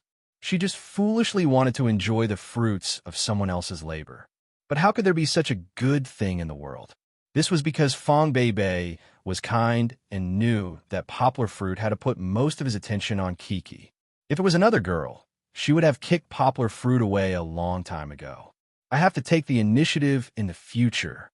Poplar Fruit reminded himself in his mind. Song Jiwen had taught him this a long time ago, but Poplar Fruit just couldn't figure it out. Fortunately, it wasn't too late to change. Poplar Fruit decided to start with the small matter of making phone calls. I need to be romantic. Poplar Fruit was excited. As he searched online, he made up his mind to ask Song Jiwen how to create romance. Good luck. Poplar Fruit, you still have a long way to go to be a qualified boyfriend. Thank you to Shuangyo Bang for your reward, and also to UNG Shuangyo who gave me a great reward last week. Congratulations on becoming a leader. Xiaohan really wants to write more to repay you, but he really can't. Recently, he's been crazy busy at work. He works overtime until 8 o'clock at night. Now it's past 12 o'clock, and he's still working hard to write 3 chapters. Begging for monthly votes, begging for recommendations. Greater than over equal to... You're tuning in to the Romance Rendezvous YouTube channel.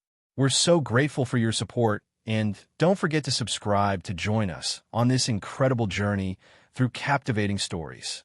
Your generosity through donations truly makes a world of difference, as it's the primary source of revenue that allows me to expand and enhance this channel for you. Thank you from the bottom of my heart for being a part of this adventure.